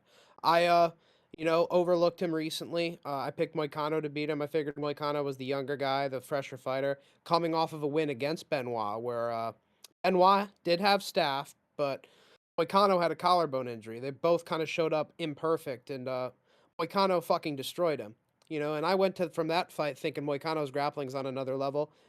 And he's going to be able to kind of at least out scramble Beneil and keep it on the feet and be the younger, fresher fighter. But it wasn't the case. Beneil dropped Moicano. He hits like a truck. He's got good timing on that overhand. He's got good leg kicks. He's got very good grappling. He was able to out grapple Moicano, who we know was able to out grapple Benoit so easily and make his face look like a bloody mess. Beneil doesn't really go for the ground and pound, so I don't think the damage is going to be there as much as Moicano did. I think if Beneil wins this fight, it will be by submission or decision rather than TKO or doctor stoppage or anything like that. I don't think his face will look the same. But I do think Beneil is a far superior grappler, and I think that's going to be shown here. I think on the feet, Benoit is more dangerous than maybe a Moicano, although I do think Moicano is better on the feet. I think Benoit kind of puts that pressure and that cautious wind into his fights where he can kind of go out there and just get in your face, scrap you out, and just see whose chin's better. And usually that's Benoit's. But I think I trust Beneil to not get caught into that. I think he knows if there's moments like that, he can shoot a double leg or circle out, and he can take this fight into a grappling fight where he's going to be significantly the better grappler. I think Beneil is extremely underrated, and I'm going to pick him to win this fight. I'm gonna say Benoit might have a moment where he drops him or gets the better of him in a certain round. I'm gonna say 29-28, Beneil Dariush. Great fight to start the main card in the lightweight division. Neil Dariush, seasoned vet, fought a lot of guys in the lightweight division. He's gone against the best. He's gone against contenders. As for Benoit Saint Denis, coming off the big upset win in France against Mauricio Hufi, and this is a scrap. I do believe Benil Dariush is the better grappler for sure. His grappling credentials speak for themselves outside of the UFC. That being said, though, at least up to his UFC career, Benoit Saint Denis hasn't really shown me, other than the Moicano fight, that he can really get manhandled in the grappling. Uh, That being said, I picked Moicano in that fight as an underdog. He exceeded my expectation. I didn't expect him to put on the pace and the output that he did so early in the fight. I figured Benoit would come out early and he'd have to weather a storm and then kind of chip away at him. He exceeded my expectations in that. I think Moicano's a better striker than Beneil Dariush, though. Honestly, I really do feel that in the boxing fundamentals, the footwork, playing the kicking game. But Dariush takes more chances. He goes forward more, and I do think punch for punch, he probably does hit harder than Moicano. I'll give you that. So I think Moicano's more accurate on the feet, but Dariush has power. He's a good grappler. Got great takedown defense. Not a great wrestler though. I know he got Charles down and he was like in his guard, but he was missing ground and pound shots in that fight. Maybe that's just a testament to Charles's ground game. But I'm gonna go Benoit Saint Denis in this one. I think it's gonna be a scrap. I trust his durability more. He's only really been knocked out by Dustin Poirier and the doctor stoppage to Moicano. I think those guys boxing is just from a technical standpoint better than Beneil Dariush. Um, I don't trust Beneil's durability, and most of his losses, I think he has like 6 losses. Most of them are kind of knockouts. Sarukian, Oliveira. Granted, they are levels above BSD still. Like uh, Edson Barboza got him. Alexander Hernandez got him. Ramsey Najim got him. Like, I just don't trust Beneil's durability. He may be the more well-rounded fighter, but if it's a scrap, I definitely trust BSD in that regard. I'll go second round TKO BSD. I think he stuffs a couple takedowns in the first round, gets an idea that all right, Darius doesn't really want to strike, he wants to wrestle and grapple. Maybe Darius gets one and like that's like 2-3 minutes of the round and there's like a minute left and like he probably loses that first round, gets out grappled clearly and like Darius is like live minus 300. BSD didn't take really any damage. He definitely got out grappled though. And then BSD just like goes forward with reckless abandonment in the second. He goes back to his old ways after the first round where he was more tentative and more like trying to look out for the takedown. This time in the second, like he just pushes the pace. He tries to land something big, and he does. He forces an exchange where Darius just like for some reason wants to partake in, and then he gets clipped. He follows up with it up against the fence. I'm gonna go second round TKO BSD in a scrap. Yeah, I guess. Yeah, that's a good pick right there. I'm still calling round one KO by BSD, but we'll see. He's All definitely right. the better kicker. He got kicks. Yes, sir. All right, moving on to our next fight of the card. Leon Edwards versus Carlos Prates. Can I say this on this one? Now this is a striking standpoint, so I think Leon, will definitely have fun with this. But I see. I'm gonna go with a second round KO by Carlos Prates. We've never seen Leon get KO before. We've only seen him getting finished in the UFC once by submission, and that's by Sean Brady. So, but well, I can say this: we never seen Leon do anything in the feet besides hit elbows, leg kicks, sometimes head kicks. But I feel like if Protest catch him like with a hook or a right or left hook, I think he'll put Leon out cold. So I'm leading Carlos Protest by a second round KO. Yeah, I second what Arion's saying. I got Carlos Prates too, but I'm gonna be honest with you. I'm not really as confident as I was before, mainly because I have been watching the promos of this. Uh, I do see where Carlos Prates has been saying like, "Oh, Leon's been quitting in fights. Leon's been doing this. Leon's that. I'm the new guy, and this and that."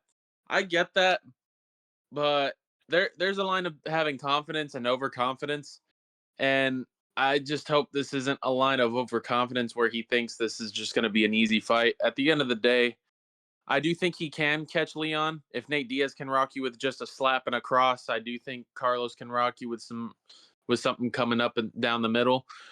Uh, Bilal can box you up. Sean Brady can box you up. I do definitely think Prates can, but I don't know anymore. I feel like this is gonna be a tough fight. I am still gonna go with a Prates win here. I'm either going with a 29-28 decision or a finish. I'm gonna go with a finish, most definitely here. Uh, I ain't gonna lie, I wouldn't rule out a Leon Edwards win here, mainly because I could see him win out of a boring standpoint, but who knows what will happen. I got Prates though. I'm still gonna stick with Prates, but I wouldn't be surprised if we see a TikTok edit of all the shit Carlos has been saying, and they would be like, "Oh, Leon won. He humbled them." But nah, I think Prates is gonna pick up. He's the last Ronin right now in this whole fighting nerd shit. He's the only fighting nerd with a win streak right now, and I think he's gonna pick it up. Yeah, I have to agree. I'm gonna go Carlos Prates here as well. Leon Edwards is got a path to victory. He's kind of got to try to repeat what Ian Gary did. He can kick on the outside, and if he wants to, he can move his feet and kind of just out footwork him, I feel like, to some degree. But there is a difference in the footwork of Ian Gary and Leon Edwards. And if Leon Edwards wants to be Carlos Prates, he's going to have to be one skippy motherfucker. He's going to have to be putting all of his work into his footwork to be as fast and as fluid as possible. And he's got to mix in the wrestling. But I'm going to be honest, I do think he is a better grappler than Ian Gary, although I think Ian Gary's improving at a higher rate. But I think Ian Gary's footwork is far better, and I think his output is a million times night and day better than Leon Edwards. Leon Edwards doesn't really want to engage, and he's kind of a sole back foot fighter. While Ian Gary does like fighting on the back foot, he'll kind of fight in kind of like that middle range where you're kind of tentative to move in, and he's himself tentative to move in. He's still able to kind of kick here and kick there and score in those moments. Whereas nobody's really going forwards, nobody's really moving back. Leon Edwards, when I watch him fight, it's like he's only moving back. There's never any stand your ground, there's never any moving forward. It's always moving back. And, at least be piecing people up by, moving around on the outside, but he doesn't really do that very much. I think he does his best work against grapplers, to be honest. Uh, Grapplers that are kind of shit, to be honest, because Bilal and Sean Brady fucking worked him. Or aging grapplers, I guess, because Usman is older and he's still good though. Carlos Prates, I don't like the way Edwards' chin's been looking. He's been getting cracked by Bilal and Sean Brady, who I don't think have the same timing or power or bag on the feet anywhere near the same as Carlos Prates. And I think if Carlos Prates is landing the hook or that Brady landed or the straight that Bilal landed, that might be a knockdown, and he might jump on top and finish the fight. I think on the feet it's going to be so different. Like I could see Carlos Prates just brutally KOing Leon. I think his time's kind of came and gone. He's another guy I think like who kind of thinks he deserves more than he gets. Like he gets mentally discouraged whenever he's losing, and he's just like, "Oh, I shouldn't be losing," and just kind of shuts down. Whereas Carlos Prates really doesn't give a fuck. Like he's out here smoking, drinking, fighting on the weekends. Like he's just kind of here. He's happy with what he is. Whereas Leon Edwards, I think, is kind of got an ego problem. And I think it's gonna, if God forbid Leon Edwards opens up, he's gonna get knocked out even sooner. So even if he does try to strike with like an output, I don't think he's gonna do it to the same effect as other people. And he's gonna get chin. He's got to grapple, but I don't think he will. Prates got good takedown defense. I think he'll time a knee or he'll time an elbow or a straight, and he'll knock out Leon Edwards. I'm gonna say in the second round. Could be the first. Banger on the main card. One of our three welterweight fights on this main card, including a world championship. This is the first with a former world champion, Leon Edwards, going against Carlos Prates. Leon Edwards, I'm not gonna lie, there was a point in time where he was like on a 4-year unbeaten streak, and then he got the knockout over Usman in the rematch, and he fooled me. I thought he was a killer after that. I thought he was real life Snake Eyes. If you know G.I. Joe, you know. But Hmm. Okay. like, no, he's not. He's like a career under 30% finisher. He's a very technical fighter. Um, great kicker, great clinch, good takedowns. He's just a solid like fighter, and he's a former champ, and he defended his title against Usman. But I look at his last 10 opponents, and I can't help but notice like I think Carlos Prates is more of a knockout threat and just a better striker than his last 10 guys he's fought. He fought Usman twice. He fought Covington. He fought Sean Brady. He fought Nate Diaz, Vicente Luque. I think Carlos Prates has more knockout potential, and it's like with multiple limbs. It's kicks, it's knees, it's elbows, it's straights. Like Mike said, if he lands the straight that Nate Diaz did, like I think Prates puts his ass down, like and drops him.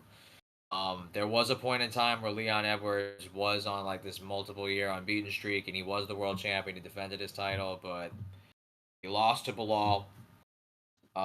He did a lot of damage in the last round, but he still lost that fight pretty clearly. Then he got finished for the first time in his career at home against Sean Brady. Sean Brady dominated him in the grappling. I do think Sean Brady's probably, excluding Islam, like the best pure grappler at 170. Um, so it's not a bad loss, but I'm seeing a difference in trajectory. This guy was multiple year unbeaten. Then he loses the decision. Then he gets finished for the first time, loses a sub. I think on Saturday he gets knocked out for the first time in his career. I think if Leon doesn't wrestle, which is funny because I actually could see it. This guy shoots a takedown on Sean Brady, who I just said I think is the best grappler at welterweight.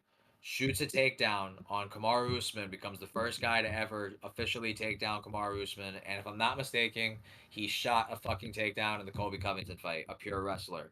This guy shot a takedown on all those grapplers. Watch him, the quote unquote great fight IQ, former champ, not shoot a takedown and play the striking game with Carlos Prates.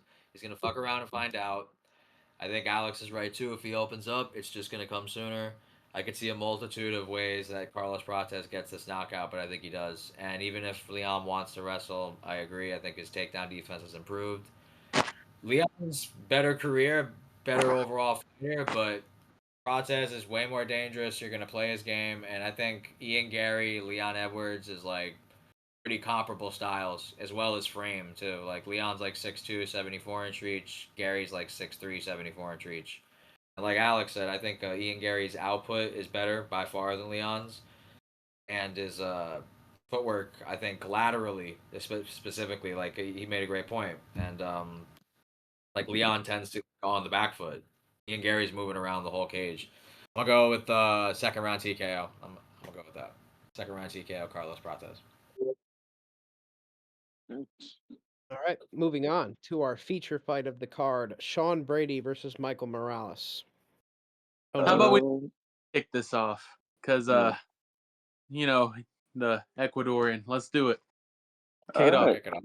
Your boy. Um, I'm not gonna lie. I honestly see Michael Morales winning this fight. In the Gilbert Burns fight, he was defending takedowns of the takedown, and he actually got Gilbert Burns out. He got him out, and we've seen Sean Brady in trouble before against Bilal Muhammad. Sean Brady's not really a striker type; he's only a wrestler type. But I think Michael Morales has good takedown defense, good striking to put Sean Brady out. But if we're being honest here, I see I'm not gonna lie, I see a decision. I see a good unanimous decision by Michael Morales in this fight. Interesting. Uh, yeah, I I agree with Ariane, but I'm gonna go with a finish standpoint for Michael Morales here. Uh, like he said, we've seen Sean Brady get boxed up before by people that shouldn't be boxing you up, like Bilal Muhammad, and not only Bilal Muhammad, um, Michael Chiesa was here trying to look like Floyd Yeah, Mayweather. That is not an impressive standpoint for Sean Brady, in my opinion. And that fight that kind of made me think, oh, Sean Brady's kind of ass. Now he's on a win streak. I picked him to beat Leon. Uh, I ain't gonna lie to you. I thought he has improved since then. But I'm still gonna go with Michael Morales. I do think he is gonna find the openings here. I'm gonna go with I was gonna go with I'm still go with TKO. I'm still gonna go with TKO mainly because I'm still not confident in Sean Brady's boxing nor his defense. But it could all go wrong. This is a tough fight. I do think this is a little bit of a tougher fight for him, mainly because he is young. This is a top. This is like a highly ranked opponent. I think he's like number 2, number 3 in the world right now. Number And 2. Yeah, number 2. yeah, this is a very high fight. If he beats him, he gets up there in the rankings and um yeah, I'm gonna stick with my Morales pick. I'm gonna go with TKO, second round TKO for Michael Morales. I think we got a new contender in the block. But I could see Sean Brady win. Yeah, this is a close fight. This is a tough fight. I want Michael Morales to win. I've picked against Sean Brady most of his career, and I was wrong against wrong on most of them. But this is going to be where that kind of changes. I'm going to be picking Sean Brady here. He's kind of proven me wrong in a lot of ways. I hear what Mike was saying about the Chiesa fight and the Bilal fight, and it kind of disgusted me as well. I picked Chiesa and Bilal in those fights. I didn't like his striking at all against Chiesa or Bilal, but well, against Chiesa, I should say. I actually did like his striking against Bilal. But that Chiesa fight pretty much solidified like him as like, oh, this is one like nasty looking motherfucker on the feet. Not in a good way, just like terrible looking strikes, no cardio, anything. But in the first round against Bilal, I feel like he kind of got it back a little bit. He won the first round against Bilal, in my opinion. He outstruck him. I liked his calf kicks, I liked his jab, and I feel like as time went on, he got that nose fixed. He got his cardio fixed. He's gone 5 rounds hard. While he didn't have the same performance against Gilbert Burns that Michael Morales did, he played it very safe, which is kind of what Sean Brady is known to do. He goes to what he knows best, which is his grappling. Whereas Michael Morales starched Burns in the first. I don't rate Burns very highly at this point. Both of these guys kind of did whatever they wanted with Burns, so I'm not looking into decision versus KO. Michael Morales wanted the KO and he got it, whereas Brady looked for a decision more or less. There's no way he's going to really get a submission on Gilbert Burns. Gilbert Burns is very good at defending the subs. But I've seen more out of Sean Brady. I think Morales is a little green, a little bit unproven. He was kind of decisionating his whole UFC career up until recently, where he KO'd Neil Magny and Burns. Neil Magny's kind of gotten it back a little bit since then, but I think the raw athleticism of a big guy is kind of what gets Neil Magny a lot of the times because he's a long guy himself, and Michael Morales is very very long. I could see Michael And Morales huge, having range. huge at 170 as well. He really is. He's got like an 80-inch reach, and I could see him having tagging him up at range, but I think Brady is going to be able to show him some things that he hasn't seen. He hasn't fought somebody like Sean Brady yet, and I think Sean Brady is going to play it safe. Although I will say, damage over control has been the narrative over the judges the last couple weeks. If it's close, I think they're going to give it to Michael Morales. He's one of the few Ecuadorians on the roster, but I'm going to go Sean Brady. I think he's on the verge of a title shot. I've liked the way he's looked recently, and he's proven me wrong. All of my like takes on him he's proven me wrong on most of them. So I'm gonna have to go Sean Brady here. Say 29-28. Fixed his cardio too. I like that.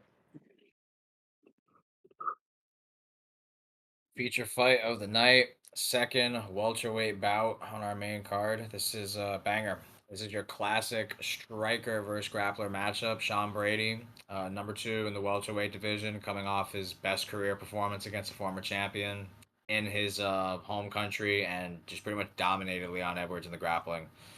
He looked really good in that fight. I think he is, excluding Islam, the best grappler at 170 when you combine his wrestling and his submission ability and his just jiu-jitsu. He's like legit. And he's able to keep a pace. He showed that in the Burns fight that he did improve his cardio. His one loss to another former champion in Bilal Muhammad.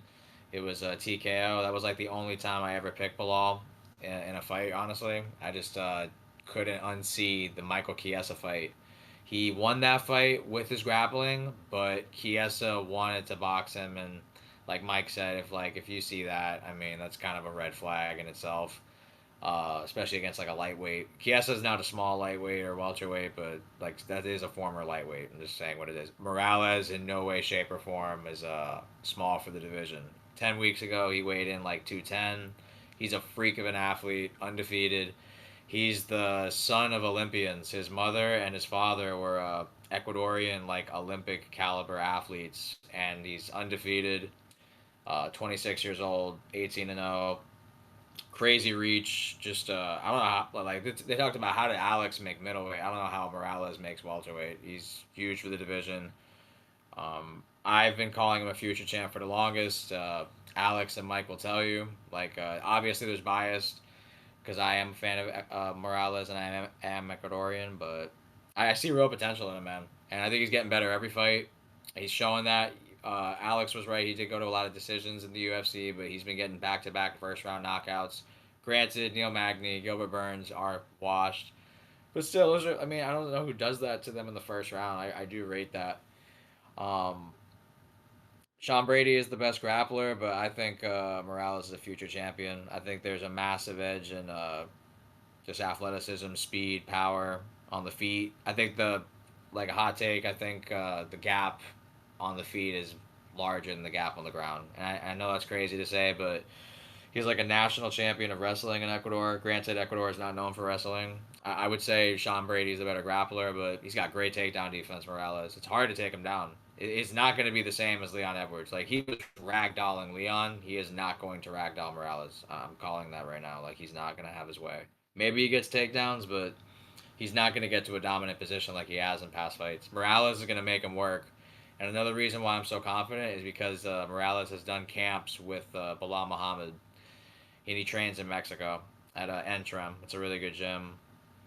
I buy him. I think he's a legit contender in this division. I'm gonna go with Mike. I'm gonna go second round TKO. But I could see Arion, you went Morales decision, right? Yeah, I went with Morales with decision. Yeah. I could see that too, surprisingly. Like I know the longer the fight goes, people would think Brady just, control time, takedown, submission attempts, and just keeps doing his work. I am gonna go second round knockout, but this fight could be more extended than people think. But I am gonna go second round knockout Morales. I just think the gap on the feet is like tremendous compared to the ground. So yeah, Yeah. and still undefeated. Yeah, great feature fight. Great card so far. Moving Yeah, on to our last two fights, the co-main event of the evening. Both double champion fights, or at least they should be. They should be champion versus champion fights. I think that's the way we all look at them, even though Weili and Islam don't currently have a belt. They should. They're strawweight and lightweight champs. But Valentina Shevchenko versus Weili Zhang. Somebody want to kick this off? Tony? Uh, well, I can kick it off, I good. or Arion can if he wants to. I'm gonna say this one. Say this. Yeah, I haven't really been impressed with Valentina since winning the belt back. I'm gonna be honest with you. I feel like she's kind of bored me when she won it back, and with Whaley on her side, she's been kind of dominant and with her reign. I think Whaley. Well, both it's 50-50 for me because like both are extremely like talented fighters, but I'm gonna go with Whaley by decision on this one. Well, I think will it be a good fight? You know what? I'll say it'll be a very good fight, but I'm leaning with Whaley on this one. Uh, I agree with Arion, man. I'm surprised that I'm not the only one that's picking Wei Lee here. I got Wei Lee too. Uh, I do think Valentina did look good in that man on fight. I do, but I did a lot of tape watching this fight. I know I did tape on a woman's fight. Hoorah! Um, I think if you rewatched that Grasso fight, yes, Valentina arguably should have won that second fight, but there's one round that I looked at particular. She left herself wide open to get dropped against Grasso. Granted, you could say that Grasso is the bigger, I mean the better boxer and stuff, but in my opinion, I think Whaley is overall just better than Grasso at the moment, obviously. But I think she could hurt Valentina, but do I think she's going to finish her? I don't think so. I think it's going to be a 48-47 decision with Wei Lee. ever since she had that one fight with, we haven't really seen her slow down per se. I've seen her, I've seen her gas out before, but it's only when she's knocking, when she put Yang Jian to sleep and pretty much blew her load by finishing her, which should have been a finish. And one of the Rose in the second Rose fight, she did kind of get tired. But ever since then, her cardio's improved. Looked good against Tatiana Suarez. Looked good against other opponents. The Yan Jian Yan fight, yeah, Amanda Lemos, yeah, yeah, she didn't dominating Lemos. Yeah. yeah, she didn't look the best in that Yan Jian Yan fight, but I think that was mainly because she only slowed down because she finished she thought she got the finish over Zhang Yan, and she kind of blew her load by just mauling her. But enough me yapping. I got Yan Jian Yan. I'm not. God damn. I got Wei Li. I got Wei Li Zhang. I think she's gonna win a 48-47 decision here, and I think this is definitely gonna be a good fight, no matter who wins. And whoever wins is definitely gonna be the uh the women's vote at the moment. Yeah, this is a tough fight to call. Both very good top pound for pound in the women's pound for pound rankings. I'm going to go Valentina Shevchenko here. It's a close fight. I think Weili might slightly be younger. I think we looked it up, and Shevchenko was 37 and Weili was 36. But we kind of figured Weili would be a little bit younger. She'd be like 33, 34. But she's around the same age as Shevchenko. They both have a lot of experience, but Shevchenko honestly has kind of a ridiculous amount of experience. I was looking up a stat the other day.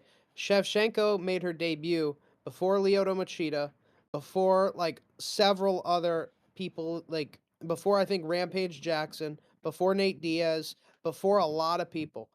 And she's been in the fighting game for a long time, and she's going to kind of continue as that until she decides to retire. I think for being a similar age as Weili Zhang, they're the experience is close, but really it's not close because Shevchenko's really been fighting for her entire life. The grappling I think is a wash. I think the grappling is very close between both of these women. I think the striking is significantly in favor of Shevchenko though. I think there's just a level of sharpness that she has that Weili can't match. Weili, I think her on the feet, she kind of wants to get in and scrap, and I do think that's where she can kind of land and make headway against Valentina Shevchenko. But I think eventually Shevchenko is going to be able to find these blitzes and start timing hooks in the pocket. And at the range, I think Shevchenko has a far better tool bag with the kicks. I think she'd be able to keep the range better. She's naturally the bigger girl. While there were moments Tyler Santos was able to out grapple her and get the back, I do think Weili is able to get those moments as well. But I do think there could be potentially moments where Shevchenko is on top of Weili, similar to the way Rose was in the second fight. I do think the grappling is very close. I think Shevchenko, though, is going to be able to find a shot on the feet. And I like the way she's been dropping people with her punches lately. She dropped Manon with a punch. You know, normally it's all head kicks that drop people for Shevchenko, but it's been the punches lately. I like that against somebody against who Wei Li's going to want to get in close and scrap against her on the feet. I think the feet advantage makes me go Shevchenko, but it'll be close. I could see potentially her catching Wei Li. Wei Li's been KO'd a couple times before, but I'm going to say decision. I think it'll be close. I think it'll be 48-47 split, but I think Shevchenko will get it. Although they probably would rather have the Chinese fan base. So if it is close, I could see him going Wei Li. But the way I see it, Shevchenko's the better fighter. So I'm going to pick Shevchenko. Decision. Main event of the evening, the potential to be a top 3 women's fight of all time. These are the 2 best champions currently in women's MMA. I want to say these are 2 top number 1 and number 2 pound for pound women's MMA fighters at the moment. This is the women's version of like Makachev Volkanovski, basically. These are elite contenders. This is for Valentina's flyweight championship. Whaley's been on a run. She really 66% of her career losses is Rose Namajunas, who's in the running for like goat strawweight of all time. So not bad. She got head kicked. Mike was live to see that, and then she lost the rematch in UFC 268. As for Valentina Shevchenko, 50% of her losses is the GWOAT, Amanda Nunes, and she was able to go to the distance with Amanda Nunes twice. So that just speaks to the level of caliber that both these fighters are, where that's like more than 50% of their career losses is arguably the strawweight GOAT as well as the GWOAT in general. I think Valentina Shevchenko is the most technical women's MMA fighter of all time. She's like the closest thing to like a KGB agent. Basically, she's an assassin. She's really solid everywhere. Maybe not jujitsu, but clinch, wrestling, range management, footwork, cardio, like striking, boxing, kicks, everything. Like Shevchenko's a everywhere. Like if you got a grade for every category of your game, Valentina Shevchenko would have a minimum A at everything. You could argue similar qualities for Weili Zhang. She's looked great in her run. She beat Tatiana Suarez. She beat Ya Jianyan, like Arion said. Amanda Lemos, like she has great wins herself. And there is a case to thinking that the speed of strawweight will translate well to flyweight. I reckon punch for punch, probably Weili hits harder. I think she's more explosive. Maybe there's a speed advantage in Weili's favor in this fight, but in terms of experience and technique, I reckon in the grappling as well with the size, it's not a staggering size advantage for Shevchenko, but I feel like the wrestling will be neutralized. If one of them had an advantage, I would assume it'd be Shevchenko, like particularly in the clinch. She lost to Grasso. It was a mistake on her part in the first fight. Alex called that fight to a T. He had Grasso sub. He called that. It's one of his best predictions. But yeah, Valentina made a bad mistake there. Whaley is definitely capable of pulling off like wrestling and shit. I think the name of the fight is the range. If they're at kicking range, I think that favors Shevchenko. If they're brawling and they're scrapping like the first Joanna fight for Whaley, that's what Whaley wants. I just think Shevchenko is too smart to play that shit. If it's boring, I think that favors Shevchenko, but this could be a close fight. I definitely could see the argument for wanting the Chinese market. I totally get that. Records are similar, age is similar. You could have. It's a close fight, man. This is really tough. I really like what Shevchenko did in the Fioro fight, and I like what Whaley did in the Suarez fight. They're both coming off great wins. It's literally a coin flip, but I'll go Shevchenko just because I don't see why she can't duplicate what Rose did in the first two fights. I think she's equipped to land the kick, and she's well rounded enough to go five. So I'll go Shevchenko decision. Close fight though. I don't hate a Whaley pick at all. It's a coin flip. These are the two best fighters in the world at the moment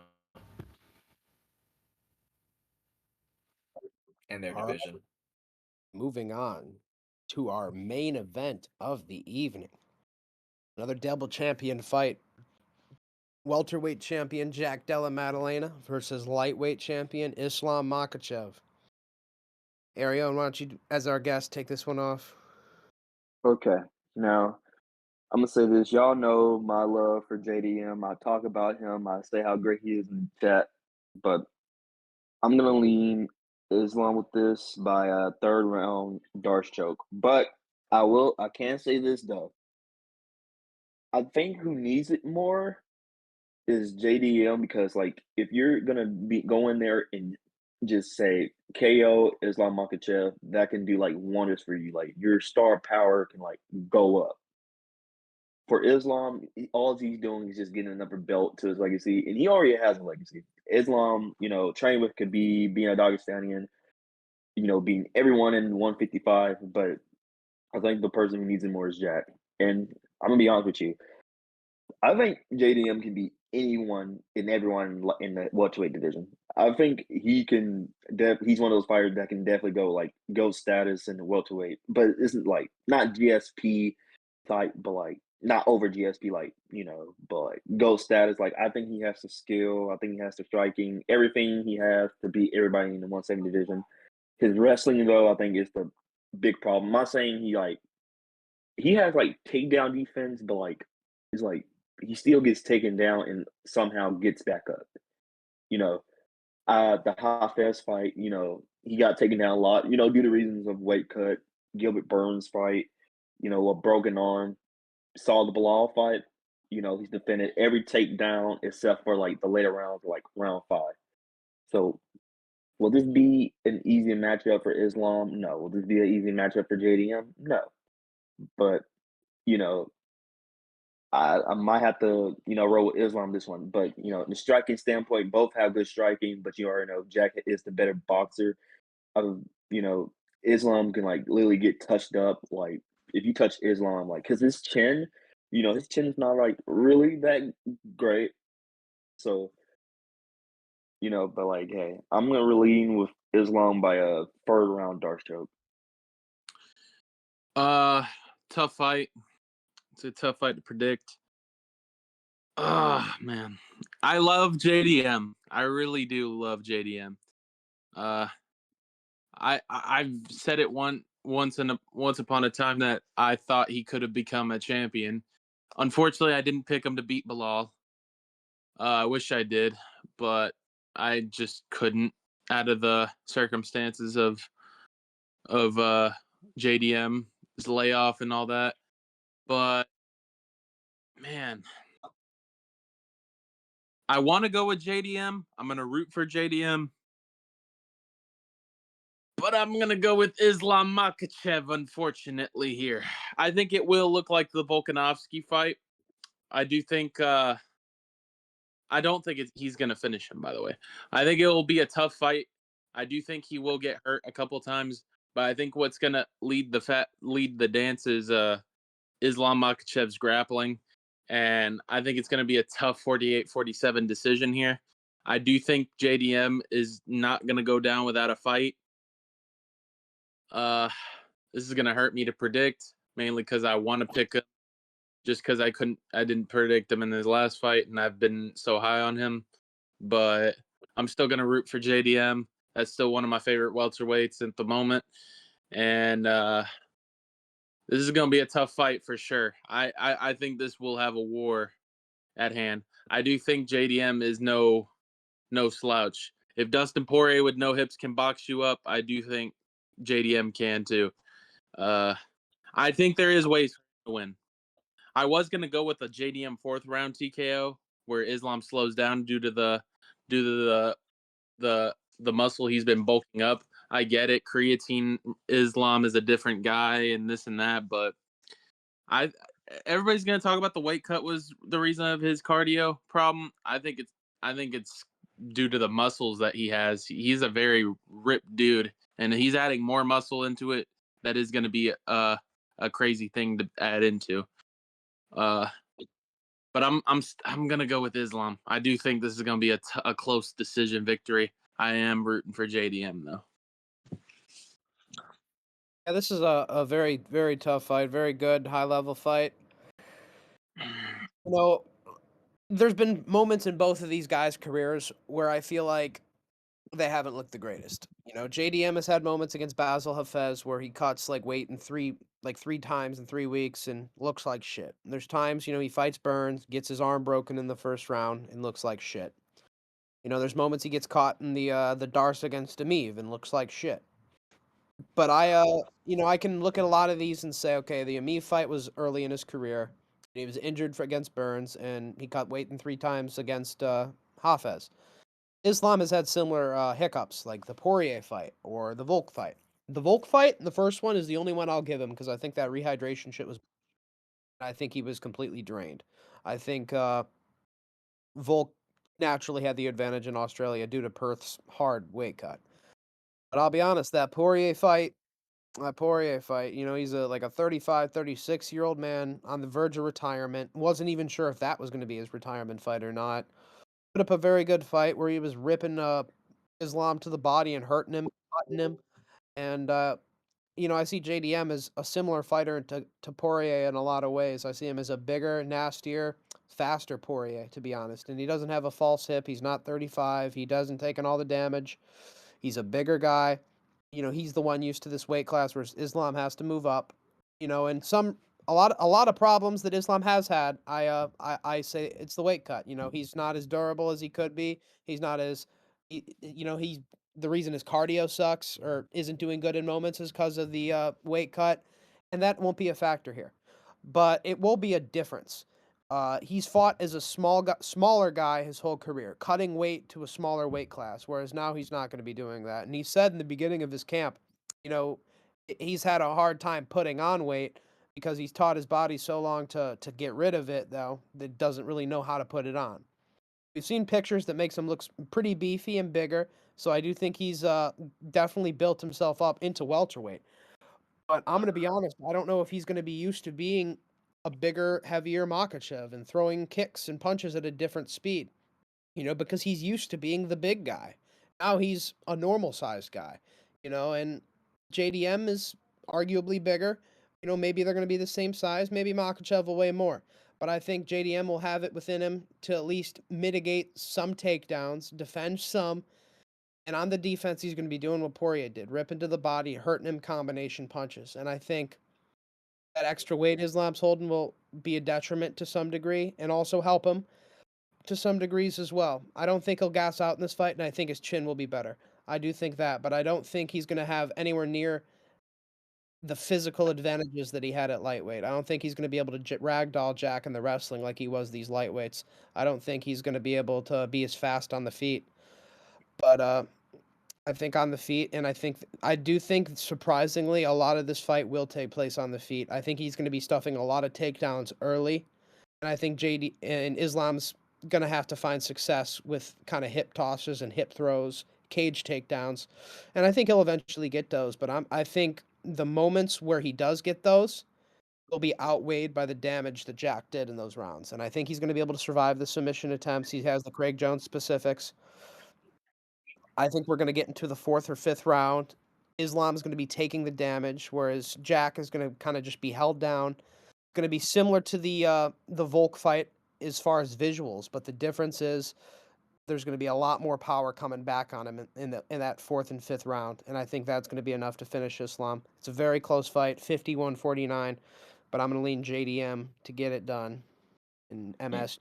Big KO. Body shots lead to headshots. 4th round. Main event of the evening. Going for two division weight status, the main and co-main event of this pay-per-view. This is the 4th and 5th attempt in MSG of two division weight champions. The first was Conor McGregor against Alvarez. The second was GSP against Bisping, and the third was Alex Pereira against Yuri Prohaska the first time. This is a tough fight. This is a 15-fight win streak, trying to tie the record of Anderson Silva's 16 consecutive in Islam Makachev, going against an 18-fight win streak in Jack Della Maddalena. After losing his first two fights by submission and knockout, he proceeds to go on an 18-fight win streak. Really great story. I picked JDM in the upset against Bilal Muhammad. The main reason I picked him in that spot was because I figured that even if Bilal could get his offense going, he really can't hurt JDM. He actually did better in the boxing exchanges than I thought he would, and he did manage to not get TKO'd. So I think that does speak to Bilal Muhammad's durability. But that's the only thing I can could probably say I think might be better than Islam or at his level. I think he might have equivalent or better endurance and stamina, cardio, and durability, but everywhere else, Makachev is better in every way, shape, and form. He's a better striker. He's more powerful on the feet. He's a better kicker. He's a better wrestler. Just better everywhere. And not to mention, he's carrying the lighter man skill. But there is a point to what Alex said. A majority of Makachev's fight at lightweight, like he was the bigger dude in the cage. And in fact, specifically his title defenses, there it was at 155, but facts are facts. Charles Oliveira, Alexander Volkanovski, Dustin Poirier, those are former featherweights. this is going to be the biggest guy in the cage like Islam would have been in with Jack Della Maddalena. He's a real welterweight. That being said, I just watched the press conference today, and I'm not gonna lie, at the face-offs, the size discrepancy didn't really look like a discrepancy. Islam looked on pretty head level with JDM. There wasn't really a staggering size advantage really to recall of. So I feel like where Islam was a bully at 155, like Alex said, he's kind of like your average welterweight. JDM isn't a crazy big welterweight. He's just a welterweight. I think Islam is level stature with JDM right now in terms of weight and size. Um, I think Islam, excluding Sean Brady, is probably the best grappler at 170 right now. I mean, Burns is old, Covington's old. Usman versus Islam, I'd probably lean Islam right now. But man, this is a really close fight. I think the boxing and the striking is obviously in JDM's favor. Wrestling, obviously, for Makachev. Fight could go the distance. Both guys are fairly durable. Islam's only been knocked out by Adriano Martins one time out of 28 fights. Kind of have to rate that. JDM's only been knocked out one time in like 20 fights. Got to rate that. So I think this fight could go the distance, even though like the main narrative is either JDM KO or Islam sub. Super close fight. But JDM's 29 years old, Makachev's 34. There's a narrative that Makachev was running away from the Matador, and now he moved up to 170. I mean, I don't hate it because I like mean, I Ilya. will say this because if JDM didn't win, we probably would have saw Ilya and Islam. That's But fair. yeah, That is fair. No, that's true. And Islam did say that like that fight would basically determine his outcome. And this is Islam's dream, and this is kind of his only way to like leapfrog Habib as the greatest lightweight of all time. Habib's gonna have something that no other fighter's gonna ever have. They retired the champion undefeated. That's gonna be hard to top. Islam's only way of kind of leveling the stage is becoming a two division weight champion. And I think if he does, I feel like I'd put him above Habib, greatest lightweight of all time, if he could become a welterweight champion as well. And I do think, from a martial artist standpoint, Islam is better than Habib. If this was Habib JDM, I would be ready to pick JDM because I think the gap in striking would be so significant. I'm not saying Makachev's this like world class kickboxer, but he could throw. He's educated for a southpaw. He's pretty tricky. He's got good striking, and the takedown threat definitely plays a factor in that. But Basil Hafez, fucking Gilbert Burns, like Ramazan Ameev, these grapplers ill in Bilal Muhammad. These grapplers ill in comparison to Islam Makachev. I'm gonna go with Islam, and I'm gonna copy and paste Arion's prediction. I'm gonna go with you, Ari. I'm gonna go third round. Darce, is that what that was? Yeah, I'm yep, gonna third go. round Darstroke. Yeah, He's weaponized that Darce. He's modified it. The way he gets the wrist, it's disgusting. The pace, the pressure, the lighter man skill. JDM is a great boxer and he is a legit champion, but I feel like this will be his first learning lesson in the UFC. He's undefeated in the UFC up to this point, and I pretty much picked him in every fight up to this point. I just think there's levels. JDM is great, but Islam might truly be the greatest lightweight of all time. He's a pound for pound caliber fighter. I'm gonna go third round sub and new two division weight champion Islam Makachev. All right, and that will do it for our UFC 322 MSG JDM versus Islam fight predictions. Thank you for Arion for joining us as our special guest. He'll be yes, joining sir. us Of course. recap in the weekend as well. And yeah, you'll see more of him. You'll see more of other people in our crew. And keep a lookout for that recap coming Sunday. And Sure. yeah, Wartime MMA signing out. All Peace. right. Peace. All right. Good shit. That was fun. That Yeah. was fun. Sure. I feel like I was rambling with my words. I'm not gonna lie. Oh, you did great, bro. And next time, don't feel like you didn't say. I want you to like say your piece. Like I felt Yeah. like you kept it pretty brief every pick. Feel Yeah. Yeah, free to like, elaborate. Feel free. yeah. Yeah. If you Speak your want to, mind. if you want to come on again one sometime, feel free to hit Now up. I'm gonna be honest. The recap, because what time y'all doing a recap? Because my Packers play at like 12 my time. That So feels like, big. Hey, you'll That be yeah, good. My Yeah, I right have the seven. same time as you, Larion. Peace. It's Okay. All right. Bet. yeah, we're trying to do around like 6 or 7. All right. Oh, brother. Don't say Okay. it. Don't say it. Don't say the meme. But yeah, nah. Yeah. Nah. Okay. Okay. I know how you The feel, 6, 7 brother. our My time, my 7, my 8 Ravens my lucky that day too. But guys, I appreciate y'all for having me on this. This is fun. So glad I got to do this. Yeah. Feel Can't free wait. to have you. Yeah. free to have. Well, I'm gonna head out on this one. Y'all boys, I see y'all in the recap in the UFC Quarter card. Hey, I appreciate y'all, man. Yeah, you're still invited to do a Qatar too if you want to. Yeah. I'll be there for that one. I'll be Yeah, there. let me and Alex know. Even after that, like if you want to hop on, let us know. All right. Thank you, gentlemen. Thank you. I'll hit y'all up on the flip side. Yes, No sir. Have a good problem. one, Ariel. Larion, Appreciate Deuce, you. deuce. have a good one, man. All right, there we go. That was a good one. Yeah, I went full